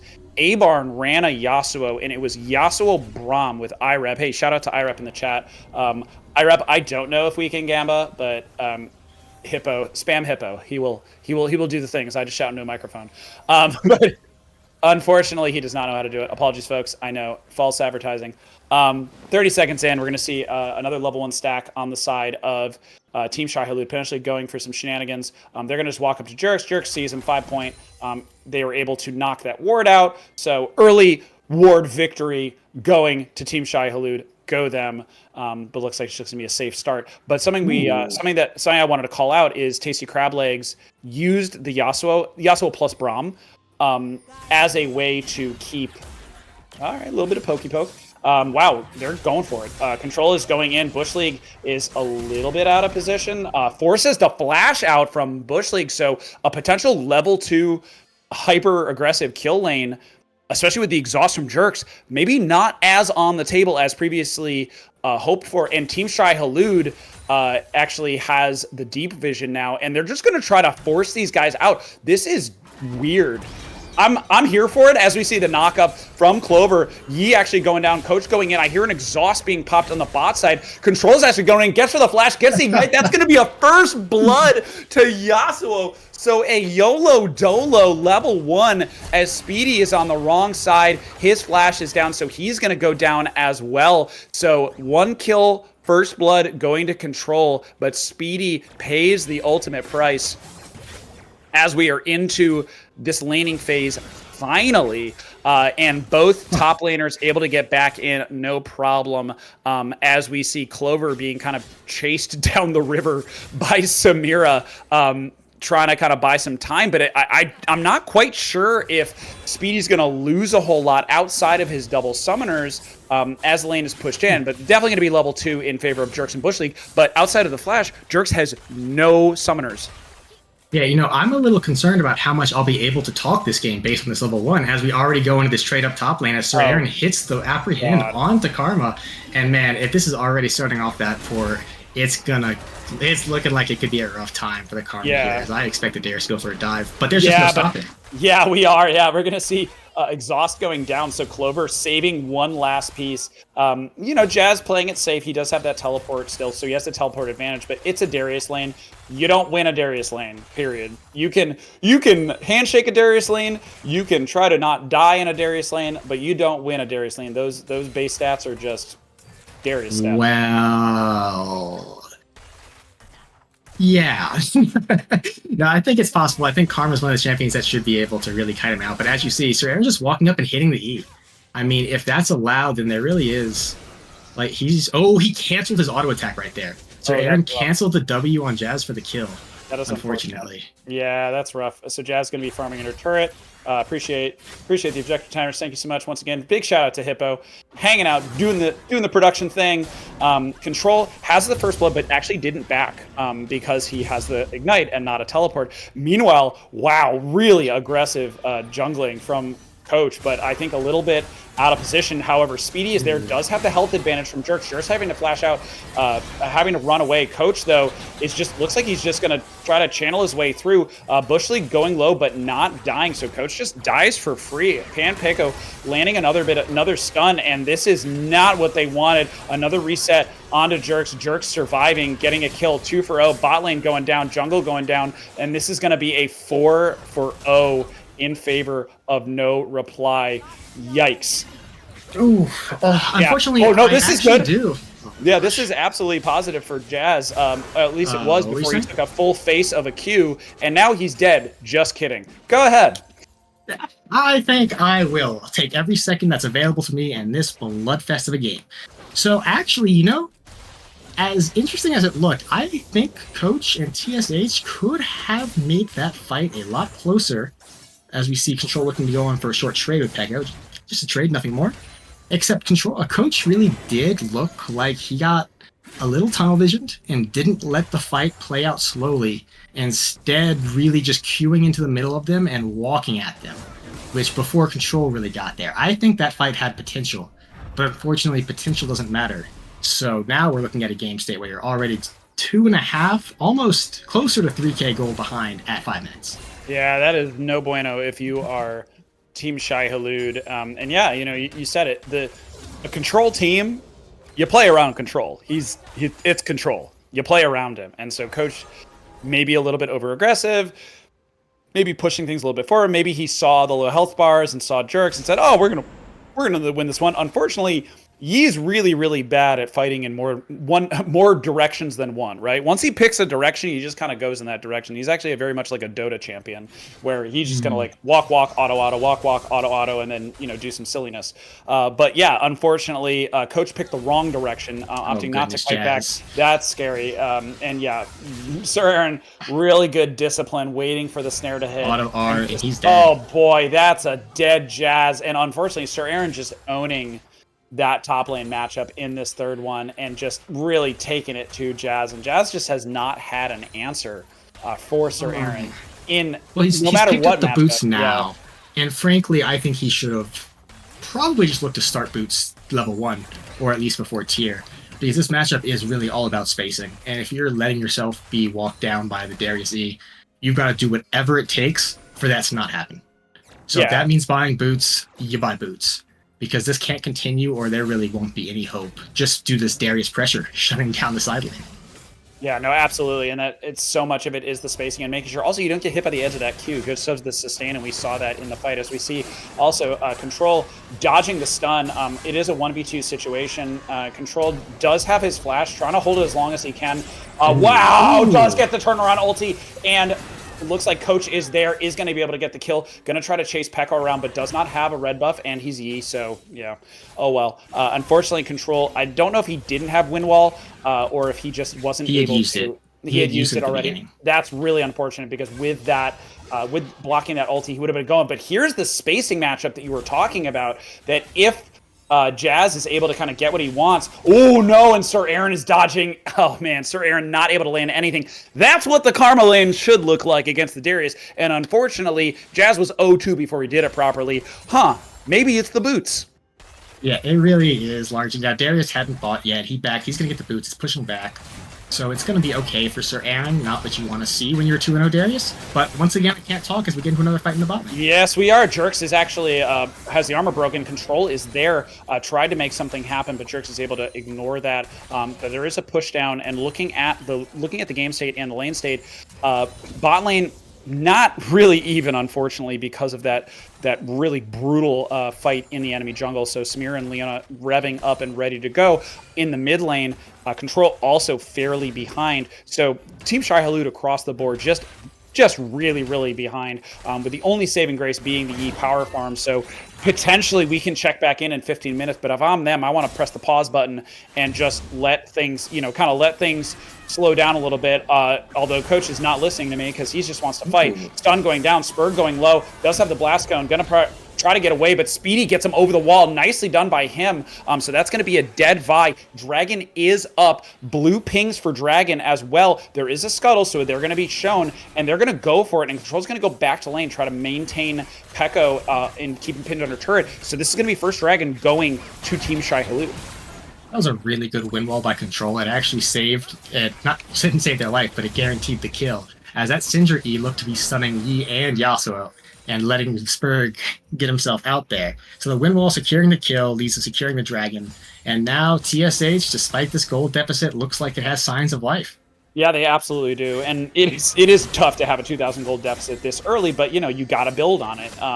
Just because you get some more territory and a little bit more thing. But oh no, we see a pull in from Jazz. We do see Void Grubbies being grabbed from Spurg. So while the dragon goes down, doing a great job. Flash in from Sir Aaron, counter flash from Jazz. So an over aggressive play, and that is something that we've seen be Sir Aaron's Achilles heel, where when he's feeling it, he might go a little harder than he needs to because he's just thinks he's got it, right? And well, he still has Ghost, so if Jazz doesn't back in TP here, I'm pretty sure Sir Aaron can just look to run him down with the E here, especially with Vi on the top side. Jazz is playing with some fire right there. Actually, you're right. This could be a tower dive. Ulti is down, but yeah, Vi ulti, however, is up. So I think they're just going to go for a straight up tower dive, go for the bonk, go for the kill. Oh man, and yeah, well-timed tower dive by them, having the communication, and Sir Aaron able to burn Jazz down low enough. Great call out on that, because I thought he had already burned the ulti, wasn't going to be able to get it, but man, that Vi damage, that's a lot. As we see Bush League jumping on the turret, Solar Flare goes down, hard lock, and Jerk's trying to get it, but the immediate exhaust coming down from Clover. Here comes the Ornhorn, gets a knock up, one down, and here's the turnaround. Clover forcing the engage. Speedy is shooting up. Are they actually going to be able to get a double kill? No, Jerks gets out. Ooh, yes, he gets the shutdown. That is huge for Team Shai Halud. Wow, what a turnaround for them. I might need to watch the replay myself, but one thing that concerned me about this Ornn pick was the fact that Samira, it's the only thing that she really needs to worry about canceling with her win wall. So if Samira is using her win wall too quickly or trying to buffer a combo very, very fast, then yeah, it lets Ornn hit this ult and turn a fight around, perhaps with the ability to just disengage. But yeah, absolutely. It's a shutdown over Speedy. He's looking huge, and game's pretty. I mean, it feels even despite this goal. There are some games that feel not even, like I'd say the first one of this series when the gold is even. This one, despite an almost 3k goldie at 6 minutes, feels pretty even. Oh, long range lockup, but a beautiful stun from Pekko. Spurg knocking Control out of there. Clover as well, so that's going to be a double kill for him. And that is the power of the Pain Pekko Syndra. Just right place, right time, lining them up. Fighting in the jungle is going to be a bit of a benefit for them. But just as you said it, a little bit of pokey pokes in the top side. But yeah, that is, TSH ain't out of it, but they're still certainly behind. The one thing they really have going for them is that big snowball potential from no reply, but with a little bit of over-aggression, as we see the ulti's about to get popped. Bush League's on the wrong side of this. The scaling potential on the side of Team Shai Halud is massive. It is, but again, I just look at this difference between the level 9 Karma and the level 6 Ornn and wonder, man, Ornn's our only front line, and he's never going to get XP, never going to get the Ornn items. This feels bad. I don't know. But on the bright side, Jazz is playing this matchup a lot better than he was in the early game, and it looks to not be snowballing too much in either direction. As I'm trying to see if anything's going to happen here with Spurg hovering in the tri-bush. He has ult, and he looks cute. Ooh. Here he goes. He's going to flash over the wall. ulti in and just pop Speedy immediately, reset City for Jerks. Jerks is going to do the spinny and the gunny and a double kill immediately for him. So 4, 1, and 3 now in that bot lane, and they are going to, now they're just going to go for a hard reset, feeling good about it. And I think Jerks is going to try to grab a plate for his trouble. But yeah, 13 minutes in, 3,000 gold lead, and No Reply is smelling that sweep. And this Vi being far ahead is really... Granted, she's 30 CS down. He is power farming, so actually it's not as bad as it looks. As we see Sir Aaron look for another trade in the top lane here. Getting rooted under his turret. Oh, he really wants this one. This is a little aggressive there, buddy. No, that's the Sir Aaron special. Oh. He definitely... That guy, he tunneled so hard, he didn't even see Karma's health bar at that point. That was gross. He saw the line where he got the kill, and then decided he'd take the line where he'd donate the kill. And that ends up with Jazz masterfully outplaying with just perfect mechanics on a razor-tight 1v1. Only slightly assisted by 5 turret shots. Yeah, with a mild assist from your enemy top laner sitting under turret while you shield and speed away from him. But yeah, like, yeah, I was gonna say, like, let's look at this. Let's take a pause because it looks like they might not be fighting. Nice win wall from Control. Actually, he might just be going for the kill. Control being 2 levels down is interesting. It feels like, wow. I think part of it came from... Oh, he goes for the 1v1. Gets the flash. He doesn't have ult, but he gets the kill. And manages to almost survive with the Triumph proc. Unfortunately going down. But gets the 1-for-1 and crashes the wave. He's going to get... Oh, Pekko's 30 seconds death timer. That's going to be just a worth 1-for-1 right there. He's going to even up the XP a bit. Yeah, 100%. Grabs his Bork as well, so first major item finished for him. That additional sustain going to be able to offset some of that Syndra poke. And yeah, we see Shelly being finished on the side of No Reply.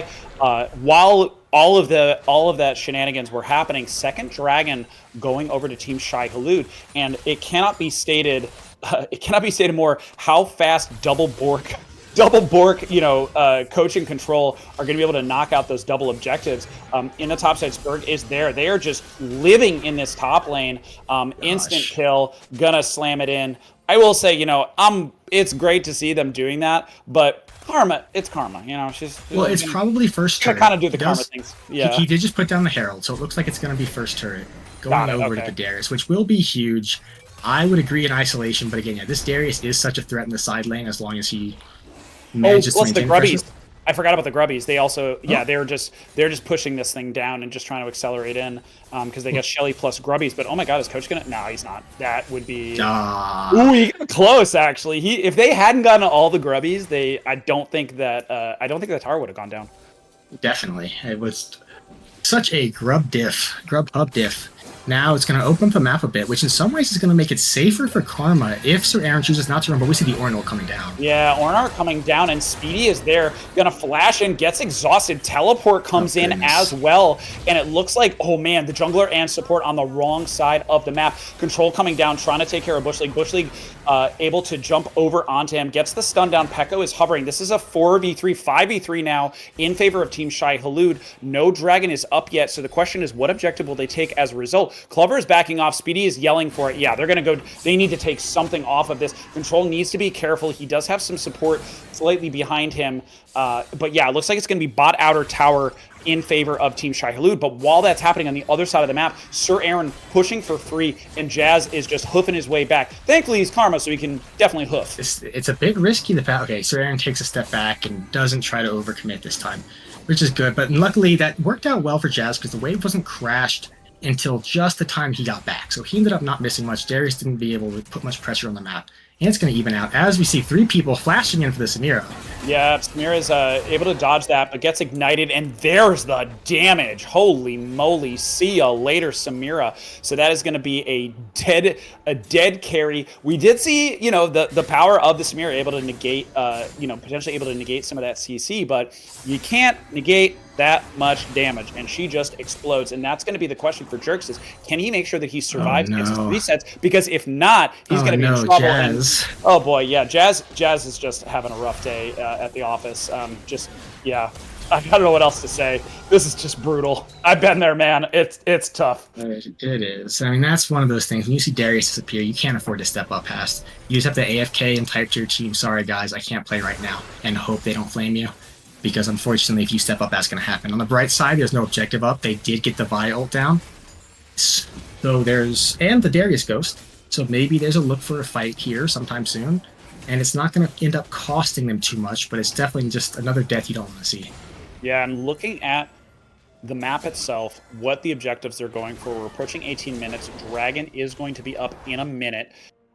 Baron going to be up in 2. So Soul Point, the bright spot for Team Shai Halud, Soul Point that they could go for as No Reply knocks down their second outer turret.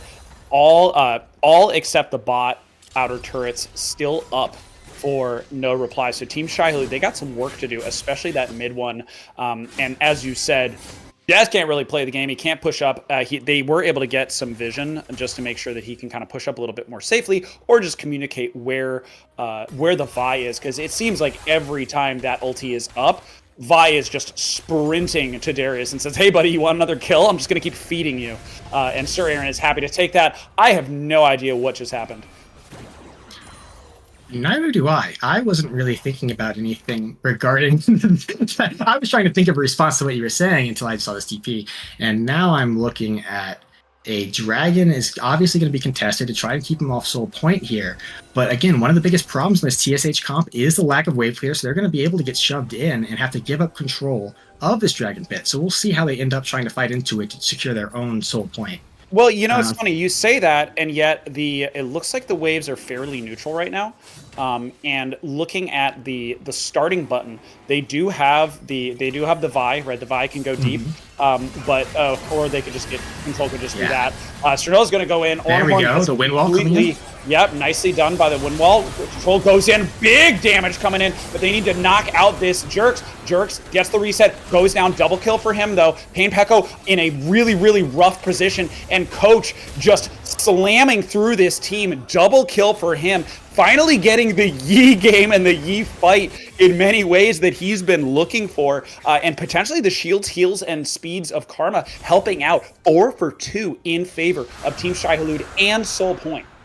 Oh, now how much was that needed for TSH? What an incredible team fight coming out for them to keep their hopes really not just alive, but in the driver's seat, despite how it's felt like they've been being pushed back this entire game. I mean, that was the team fight they've been looking for this entire time. They got the wind wall. Oh, wait, no, I apologize. That's the other way around there. They got the Yi to come in late after the CC was used. Darius did not get the reset on the ult, and I believe Jazz's shield was actually the reason why Darius didn't get the kill there. So no resets, and really just free farming Yi, free hitting Yi, gets the dragon, gets the kills. And now if I'm NR, I'm worried about this Baron being rushed by Yi at any point in this game. Yeah, this is where Yi starts to get really scary, and also he can start doing side lane split pushing. He can do he has a lot of different options, right? He is active. He's got his 2 items. He is a scary berry. Something else I wanted to call out on that fight. I don't know if you caught it, but I believe Jerks blocked Clover's Ornhorn, because I saw Ornhorn fire, but it just got completely whiffed. So that's something we're gonna have to watch for in these fights. Is will they potentially be able to like bait or push that out, or will Jerks be able to do something? Because he got a double kill, which is fine, but he wasn't able to run over the fight the way that you were hoping for. That said, yeah, this No Reply squad, if they can get that reset, which Karma could ignore, they're super duper scary. But yeah, I mean, this comp looks kind of wacky, but it's actually, I can see the logic. Oh, it is wacky. Let's not confuse what's working with logic here.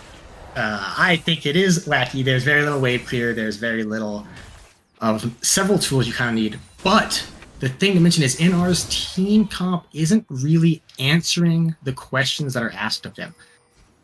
They're letting these melee fighters get into range, fighting at that perfect choke where Yi and Yasuo are able to win wall and fight it out. And the fights can get complicated. I think we're going to see a lot of very close, very scrappy fights that are going to come down to, did Darius get one more auto off, or did Yi manage to get one auto off for the Q reset? And depending on how they go, I am completely coin flip on who ends up taking this game. Oh boy, that's what I like to hear. Well, hopefully, I mean, I love not seeing a sweep. You know, I'd love to see it, just because these teams were so tightly contested. in the initial push. Oh, there it is. Yeah, that's what you're looking for when you're dealing with a Darius and just making Sir Aaron's life absolutely miserable. Spurg is there though, buddy. Oh, good flash coming out from Jazz. Good. Yep, good flash, and that's enough for him to back off. But I was gonna say, Jazz, you've seen this movie before. Are you sure you want to be the main character in it? Because I wouldn't if I were you. Every single time he's in a sideline solo with Darius, there is always a Vi lurking around the corner. But credit to him. Heads up, getting the flash. Mid outer is hanging on by a thread, and Team Shai Halud, they gotta knock these turrets down. If not, these waves are gonna keep resetting against them. And as great as their scaling is, that is not what they want, especially if they want to start contesting objectives with these double borks. Oh, and this is where you see the wave clear and lack of siege come in, right? Their team is really scrappy in these fights and can do some really cool looking things, but they don't have the ability to sit there in their face and take turrets. They basically have to shove waves, reset, and look for fishing a fight, and looking hopefully around these Barons and Dragons. And I do want to call out Music again in a positive note that he is getting violated, he is getting ganked on repeat, but he's still pushing Darius out in this 1v1. So it's not actually working out too well for NR. I wouldn't say that Darius has done too much more than he did in the first 6 minutes of the game. Yep, here we go as well, and it looks like that. Oh, this is spicy. That's okay. So that is negated. This is this is a spicy E. And look how fast that Baron goes down. So if they are able to do that alongside, the control Yasuo poke, they're gonna get no replies, able to get the clear out. But yeah, they're potentially gonna be going in. Great knock up into the Yasuo. Spurg going unstoppable, gonna just knock the Yi out. This is where the lack of patience is there, but oh right, there's a Speedy Bandito. One death down. Unfortunately, not going to be enough. Speedy is continuing to try to make things happen, but Pekko's on the back side of this. Jazz just desperately trying to keep Speedy alive, but Speedy goes down. Darius getting the kill, getting low, not going to be enough. Man, this is a bloody fight, but it ends up being a double kill for Karma, but an ace for No Reply. And there we go. Those scrappy auto fights that are going to come down to razor thin margins. Another one. Because honestly, that fight really did look like it could turn either way. You had Ghost up on the Ed, Flash up on Yasuo, and we saw Jerks Eing in and almost getting immediately nuked. So really, it's another thing where which of these classic solo queue champions are going to tunnel harder, faster, and first? And whoever is alive at the end of the tunnel wipes them. Yeah, there's no other way to say. No, absolutely. Well, something to consider as well that we had mentioned is that Coach seems like he's going in a little too early. Speedy was not there. He was not in a position to really do damage. And Coach, as soon as Coach rolls in, they just hard CC'd and just blew him up. So I'd love to see him hold the Master EQ a little longer. Because yes, it resets on autos. Yes, it's important. But it's also what's called your outplay tool, essentially. Your W reduces damage, of course, but your Q is what lets you really be able to dodge and outplay a lot of these CC abilities. And he's consistently using it to get into the fight, which leaves him a sitting duck to eat the CC and then get blown up before anyone else can get there. If he had waited for Jazz's Karma... He has Ghost. He could just, he does. Yeah, he has Ghost. He has Karma speed. He has so many tools to just walk up to the fight. As we see No Reply actually starting the Baron. And man, it doesn't look like the rest of the team is even close. So No Reply could just sneak this Baron. I don't really see Team Shai Halud even trying for this one. What is going on? No, part of me just believes that they're going to wait on Dragon and they don't feel comfortable walking into that comp when it's grouped. They feel more comfortable looking for vision control and trying to find these little picks when NR make a bad pathing mistake.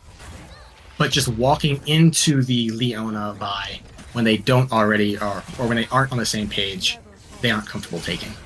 Yeah, but credit to Team Shai Halud taking advantage of the Baron, finally getting that mid outer tower done. Like you said, if it's a direct siege, they're not gonna do anything. But yeah, unfortunately, they're paying for it with Baron. So mid outer for Baron, yeah, I'm gonna take the Baron all day. 3 minutes on the next Dragon, 5 minutes on the next Baron. Baron power play is in flight, and yeah, if I'm No Reply, I'm bringing my Vi, I'm bringing my Syndra, and I'm going fishing. There we go. They're looking for the position. They just want him to face check. But the thing is, I'll be slightly disappointed if NR coin flip a fight here, because one of the most obnoxious things to me personally is when a team gets Baron and then decides to go run around the jungle with no objective up. I understand Dragon's still 3 minutes out. That's going to be after your Baron expires. So you have this pressure, you have this range, just use the Baron buff. Yeah. As we see Bush face checking, doesn't get punished at all, okay. And they back out, and they're going to go back to the siege. Well, like you said, there's that, maybe that anxiety of, oh crap, we overdid it. And when you have fights that are that close, it's in your head, you know, because you need those Borks and Kraken Slayers swinging away. But we do see a speed on Surin's just gonna walk away.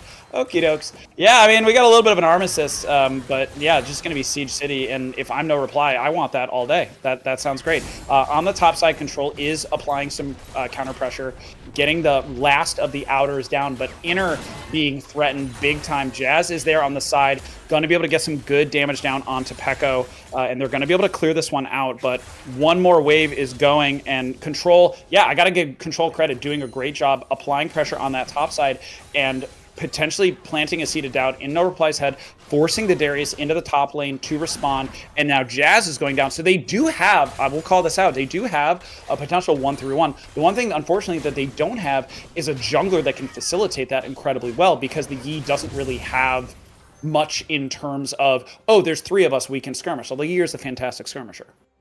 Exactly, and it goes back all the way to Champ Select with the Yi or Yasuo. I would feel would be really interesting in a good way for this comp. Yi and Yasuo in this context, I think you're making yourselves work harder than you have to.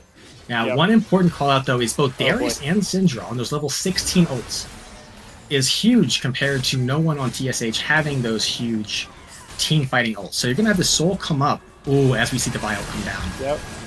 Well, let's see if the wind wall is going to be popping. Control goes low. Full tower dive. Resets going down. 2 down right now. Spurg gets 1. Samira gets the other one. And they're just going lights out onto this mid-inner. Wow, this is brutal. Double kill for Samira. 3 down for Team Shai Halud. And No Reply knocking on the door of this base just as the Baron times out. Perfect timing to grab this dragon if they so choose. And it looks like they're going to... it looks like they don't quite know what they want to do. I think they're going to push. Dragon's going to be up soon. Well, unfortunately, I think that backing is their only... They could try to wait in this push. Although with 40 seconds up on Dragon, there's no reason for TSH to take that path through that jungle. So resetting and using the gold they just got is probably their best move. Shut out these waves, go back to Dragon. But am I looking at the wrong Dragon timer? Is it up in 5 seconds? I thought it was up in 20, or is that the red buff? It's up. Oh, never mind. It's up right now. Yeah. So I see. Yellow, I thought it was 10 more seconds. The yellow square. But yeah, Speedy's going to get caught out. All right, so now never mind. That's going to be a free dragon for them. Unfortunately for Team Shai Halud, and that has been the tale of the tape for TSH, is just being in the wrong jungle at the wrong time with the wrong people. Unfortunately, as we see another face check, double pull in. Oh man, all the shields, heals, and whatever's in the world are not going to help you. Q going in as a fight starter, and as many autos as they can possibly muster. But unfortunately, folks, this fight looks like it is already over. One more R press for Pain. Pekko spells doom for Coach, and Control on the run. Going to try to go for a great escape, maybe go for an execute. But I think he's going to go for a kill here, actually. Yeah, man. Leona's going to try and stop it so they can get the inhibitor, and his only option is the fighter. Yeah, he's going to try to sustain through this. Actually, he's just going to be able to walk out. Yeah, Bush League's just trying to stop him from starting up. And on the other side, yeah, this is going to be a push in for an inhibitor for No Reply. They're going to be able to get that one without too many issues. And while Control is still playing a game of hide and seek from Bush League up here in the middle, they might just turn and kill him. Yeah, they probably could at this point, just land one good stun. I mean, his wind wall's definitely up at this point, but, you know, he's a speedy boy. Oh, God, here comes Square. Uh-oh, Solar Flare's back up. There's a lockdown. Square's going to roll in, go for a little dunk, and see you later. So, No Reply. Whoa. They are way ahead at this point. 63,000 gold to 56,000 gold. 31 minutes in. Their carries have got what they need to carry. Their beefy boys have got what they need to be beefy boys. Their Samira is resetting, and they have an inhibitor. Team Shai Halud on the ribs. I am struggling to see where they are able to come back in this one. Well, on the bright side, silver lining is mid inhibitor is the best one to lose because you can always shove it out and be close to both objectives. But with Baron coming out, it looks like their only true hope is to get Prio and try and find a pick or a fight here. I think if NR are able to group or get the start of this fight, they're just going to look to end the game. Yeah. So we'll see how it ends up fighting. Maybe if Yi is able to take it slowly and afforded the opportunity to do so, but it looks like they'll just be shoved off this Baron pit, and with super minions crashing in, it's probably a free Baron, and now I think the game becomes very difficult if you give this Baron over. Yeah, this is going to be a rough one, and I don't know if they can even contest it. Their whole team is not even there. Control is last to arrive, so they're just going to burn this thing down. They need some serious heroics from Coach. Not going to happen. Baron goes down. This is going to be the last stand. Windwall able to slow Pain Pekko down. Here comes the Ornhorn. Does get a knock up onto two people. Sir Aaron is low and out of this fight, but it does not matter. This Samira is just going absolutely bananas. 4-0, clean ace. See you later. Welcome to the semifinals. No reply.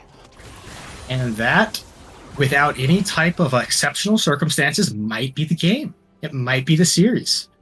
Who knows? I mean, might be. It is absolutely going to be the series. Super minions, as if preordained. Tank both towers. No reply. Congratulations. An exclamation point to end this brutal sweep. Oh, goodness. That was tough to watch. It seems both in games 2 and 3, a lot of fight, a lot of potential to make this series come out a little closer than it ended. But at the end of the day, NR kept their heads together and just made the better team moves and closed out the games. There's not much more to say than that, I believe. Yeah, no, absolutely. So we do have an important decision. We do have to figure out who our MVP is for this series. I'm actually cheating a little bit and looking back at the graphs to kind of see who did what. But who you got for me? I'm in the same boat. Honestly, this really did, more than any other series I can remember, it looked like a real team effort across the board. Different carries in each game. Jerks, especially, both popping off. And this game especially. But overall,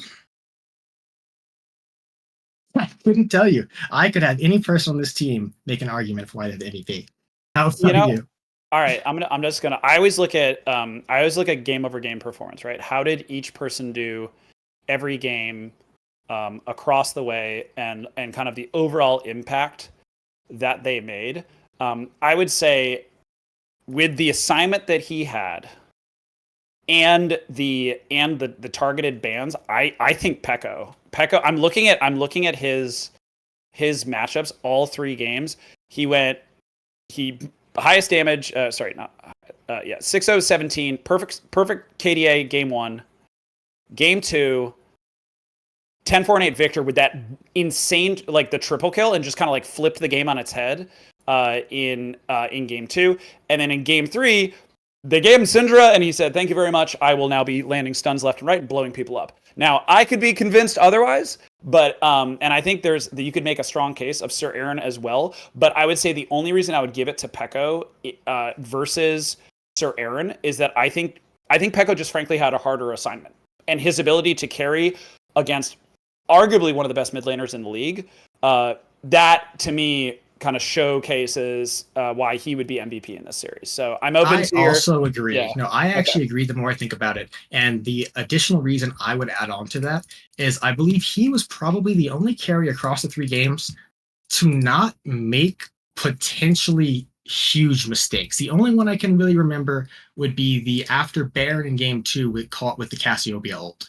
But whenever he did get a lead in all 3 games, he generally looked very calm and good at not making those game-altering mistakes with it.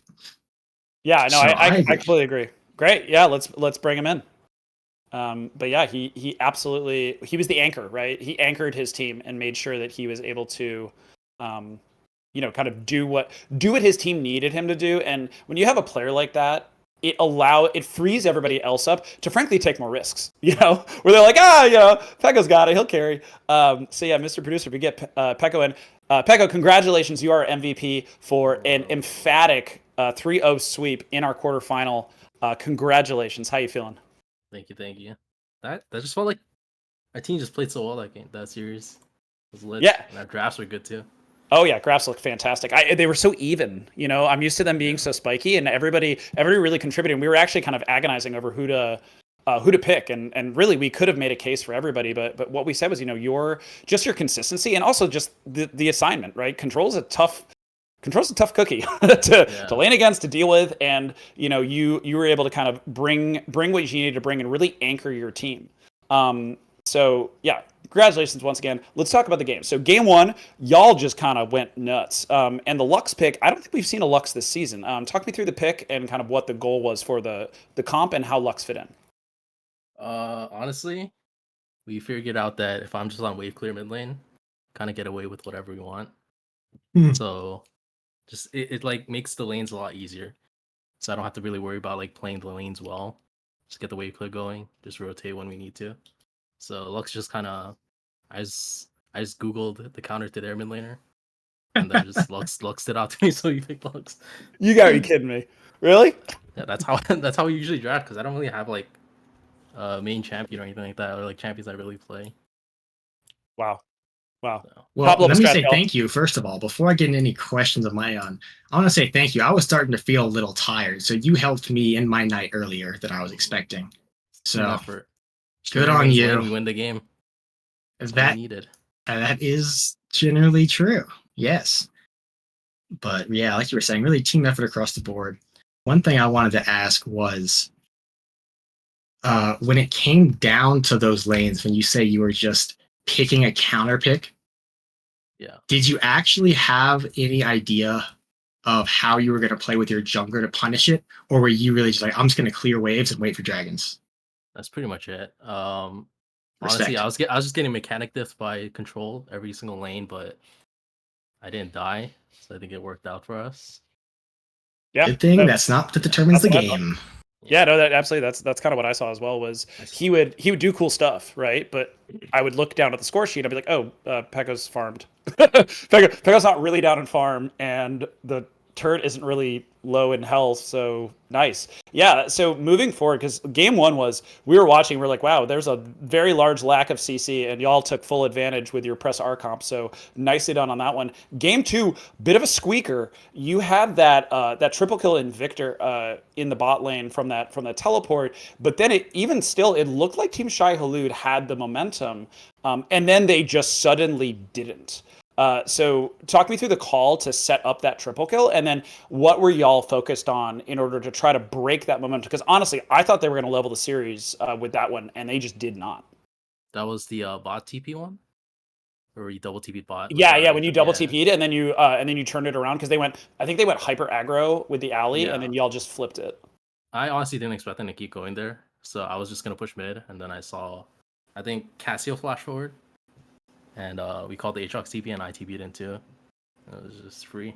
They just used everything before we got there, so we just had like easy pickings. Yep, just run them over. No, it was great. And then even so, I think y'all were pretty even for a while in that game too, and then y'all just cracked it open. Where do you think the turning point was for that game too?